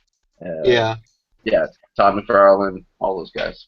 yeah, Fuck that. Vision and Scarlet shit, Witch. Scarlet Witch. They're not the only like pair that you'd think are together that are against each other. You've got Hawkeye and Black Widow. They're against each other as Mhm. well. But they're not together though. It's the whole thing of Civil War, splitting people up onto different sides. Mm. But I think it's because Scarlet Witch and Vision have a history in the comic books that people are expecting it. And I don't want to force the relationship in the movie because it's all. I mean, most of the Avengers team films, there's not been much romance at all, and it doesn't need to be. If they want to make a solo Scarlet Witch Vision movie where they're together and they can explore that, but the only way Vision could really fall in love with her is if he has one of the gems, which he has. If he loses one of the gems, which he will. What's going to happen to him? Because in Infinity War, you're assuming that Thanos has all the gems in the gauntlet. And what happens to Vision? Because that's one of the things that brought him to life. If you remember Age of Ultron, right? He got, I think, maybe the Soul Gem. I don't know. I don't know if it's soul or mind. I forget. Yeah, and I think if he has a Soul Gem, then he could, perhaps fall in love. But I would tell him stay away from Scarlet Witch, man. She's crazy. She's gonna do something. She's gonna say no more. Gonna say no more androids, and you're gone, buddy. So just stay away from her, man. She's bad news. The one What thing about I Ant-Man really and Wasp? That could be their romance movie. Yeah. The one thing I really liked in that scene in particular between Scarlet Witch and Vision was just seeing how strong Scarlet Witch is just to bring Vision to his knees. I just thought it was really cool. So yeah, it shows that don't mess with her. Yeah, well we know she's like it's crazy been established. powerful in comics. Yeah, it's been established that Scarlet Witch is one of the most powerful mutants. Yeah, didn't they upgrade her to what's the highest level of mutant? It's like Alpha Mega or something. Yeah. Yeah, they upgraded her to that after House of M and No More Mutants and everything because she literally in the comics she said no more mutants and poof they all disappeared. I mean but she's so mentally unstable that she can't focus her power, and that's why a lot of in the comics they still don't trust her because she could just. Because if you guys have been reading the new Doctor Strange ongoing, it basically is a storyline about a race of technological aliens that are against magic, and it has all the powerful sorcerer magic users in the Marvel Universe, and Scarlet Witch is one of them. It has Brother Voodoo, it has all these crazy, but it's a good read. Hey guys, we are at the portion of our show where we do final thoughts and shout outs because we've gone a little bit over 3 hours right now. Yeah, and with Tom Cook on, we had so many questions. We had questions from the panel members, we had questions from the group chat and everything like that. So, just without any type of further ado, and I know everybody's got to get back to their family or things that they're doing. So we'll go ahead and do a shout out and final thoughts, and we'll start out the end right here since Edwin's not there. We'll start out with Sean. Gene Paul Ace Peter, go ahead, brother. Thanks for having me on the show, man. This was awesome. I mean, it's always awesome, but this was really fucking cool as a He-Man fan growing up and stuff. As far as shout-outs, I want to just everybody who stopped by the Google Hangouts and stuff that we do, keeping each other company, getting some work done, all that kind of stuff. Shout-out to Coast and Bromstar, who came back this week after being away for a year. He's so valuable to this union we have here on YouTube, and he's just an awesome guy. I was super pumped that he's back. This was something he did for me back in the day when I first started YouTube. He's an awesome guy, and if you're not subscribed to Coast and Bromstar, I mean, do it. Yeah, do it. I mean, yeah, check him out. And thanks. Thank you so much, Sean. And just a caveat on what you said, man. Off-air Google Hangouts. You know, we have Comic Talk live every Sunday night, but yours is like daily, where it's just like where all the people in the community can talk and meet with each other and just talk. I know like I a found Jerry Lewis telethon, man. That thing goes on forever and ever and ever. Absolutely great. So great contributor to the to this type of YouTube community. Just wonderful. Thank you so much, Sean, to be able to devote your time to be able to host that, man. Cheers, man. I appreciate that. Absolutely. Paydays Comics, Steve. Go ahead, brother. Yeah, once again, man, thanks for having me on. Brilliant show. You and Ray did an awesome job getting Tom on. You go and check me out on. Yeah. Tivo, love you too, man. Yeah, you know, you can check me out on Instagram, Payneys Comics. I'm on your Comic Book Fanatics Facebook page. Obviously, you check me out on YouTube. I've got my 100 subscriber contest starting real soon, so check that out. And shout out to AG Surfer. Awesome.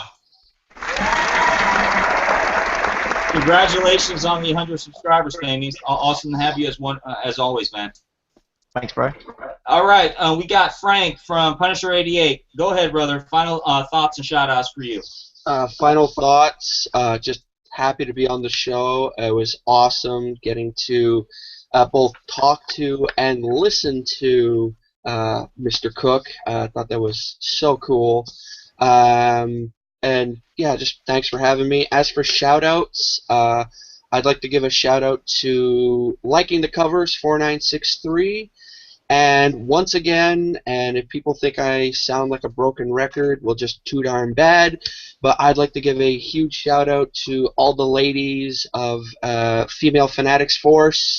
They returned last week from their little hiatus they had for, you know, life and whatnot, and it's just great to see them back at it and everything. So yeah, big shout out to all of them, and yeah, that's that.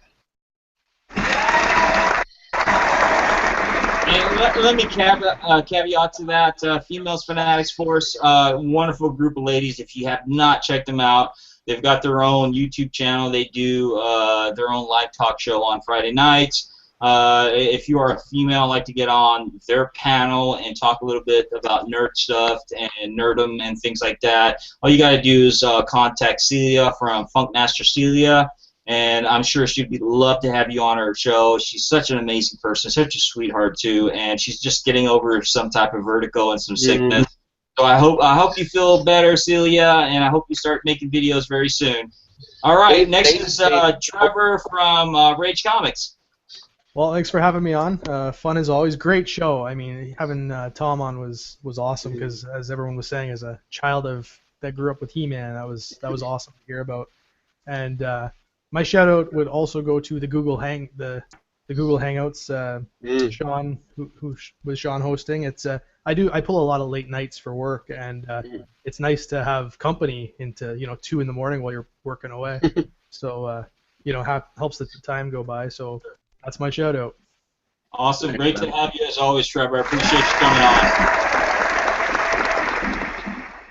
TiVo Tim from Lords of the Long Box. Go ahead, brother. Final thoughts and shout-outs from you, man. Holy shit, I am in total darkness with just a light on. It's kind of fucking freaky, man. You look like you're in darkness, man. The only thing I see is your face and everything else is blacked out, man. I thought it was a black and white filter.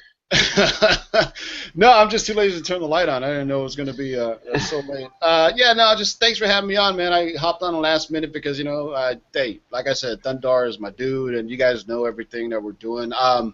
If you guys follow me on Instagram, I've been talking to some other cats, and we're thinking about doing this thing like that happens on YouTube, Random Act of Kindness, but I'm trying to find a perfect hashtag where people put in search of comics, and if a benefactor or somebody who's got a huge collection that just, what one person's book that means a lot to them may not mean anything to them. If somebody needs a $25 book, one guy may have like 10 copies of it. So I'm thinking about putting a hashtag to where if they put that, and one of the bigger accounts on Instagram has it, they'll just mail it to them as a random act of kindness. So I'm working on that on the Instagram site because I got that from what everybody does on YouTube, which is awesome. I'm going to be finally doing a pool video this week, and I'm going to be doing a giveaway for 1,000 subs. I'm probably going to give away the Wolverine miniseries 1 through 4. Number 1 is going to be a CGC. Congratulations, Tim, on that 1,000 subs. Thank you to all the subscribers. And I'm not going to make people do videos because I know, of all the subscribers, not everybody does videos, so it's going to be as simple as subscribe, like the video, and comment, and then you're into the contest. Random. And thanks for having me on, Marty, and all the guys. We'll be doing it again on Thursday for our little thing. And shout out to my boy Darkside Jedi and the Collector, who are me and Marty's co-speakers, and all the other guest appearances like Edwin and Marky and Strictly Comics all appeared on. We kind of keep it as just us four, and then we bring in a guest speaker every week. It's kind of a different. This is more fun and hanged out. The other one is kind of a formed thing where we kind of do a talk show. So if anybody wants to join the show, just leave a comment. And for Darkside Jedi, look out for his page coming up soon. We've got a major thing that I'm doing with DJ Curse from the world famous Beat Junkies. We're doing a Batman 66 remix for his page because he's going to be doing a huge Silver and Golden Age Batman haul. So that's going to be super cool, man. So the next upcoming weeks, look for a super dope Batman remix. Cool. Awesome, Tim. Awesome. Thank you so much for coming on. All right, next we've got is V, DJ V. Go ahead. You got your final shots and shout-outs for the first time on the Comic Talk episode. Your thoughts, your opinions. What do you think? Are you going to come back here again? Are you going to give us a thumbs up and say, screw you guys? Go ahead. I'll give you all the thumbs up. I'll definitely be back as often as y'all want me on here. I apologize for not being on here for the majority of the show, but it's been really fun, and I want to give a shout out to Marty for bringing me on. This is going to be a great opportunity, and I don't know, this is just a really awesome show y'all have going. Thank you so much. We really appreciate you coming on, V, and it's always great to want to have you back. So thank you so much. My boy from another motherfucker. Lucy busting guns. Damn. That's a competition. Python's Ray. Go ahead, Ray. Final shots for you, brother. Shout outs to Lee Kirby Dicko Comics. I just love watching the videos, even though some people tell me they're not his comics, but I like watching the videos. Yeah. Undisputed Frost and Food Killer 5150. Check out them guys right there, and then all the panel members up here. Shout outs to y'all. And the last shout out is to my man Tom Cook that came on. Took time out of his busy schedule to come on, and with the little illness that he's got going on, he still made it work to come on to answer the questions. And like he said, there's 1,000 of questions that people probably still want to ask. So hopefully, maybe like once a month we can get him on here. So we're not overwhelming him, like trying to get him over. But at least once a month, answer all them questions and go from there. It's my turn. So shout out to all the panel members tonight, guys, and even the ones that had to dip out earlier. We had Kevin's for Kevin Comics, and we had Marky as well. So thank you so much for everybody who contributed to be part of this comic book talk, Comic Talk number 19. Next episode is number 20. I guess you can call that an anniversary issue. I don't know, Tim, would you call that an anniversary issue or number 20? No, it has to be 20. Okay. It's got to be 25.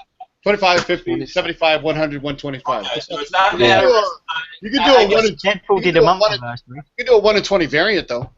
Yeah, that's true. Oh yeah. Well, okay, with that said, we'll wait until actually our 25th episode, but next episode would be number 20. So join us for. Hopefully, you guys join us for that one. I'm assuming next week, unless we announce there's going to be another special guest or another artist, another writer, or what have you, it's going to be another regular comic talk where everybody just comes in and just hangs out and bullshits.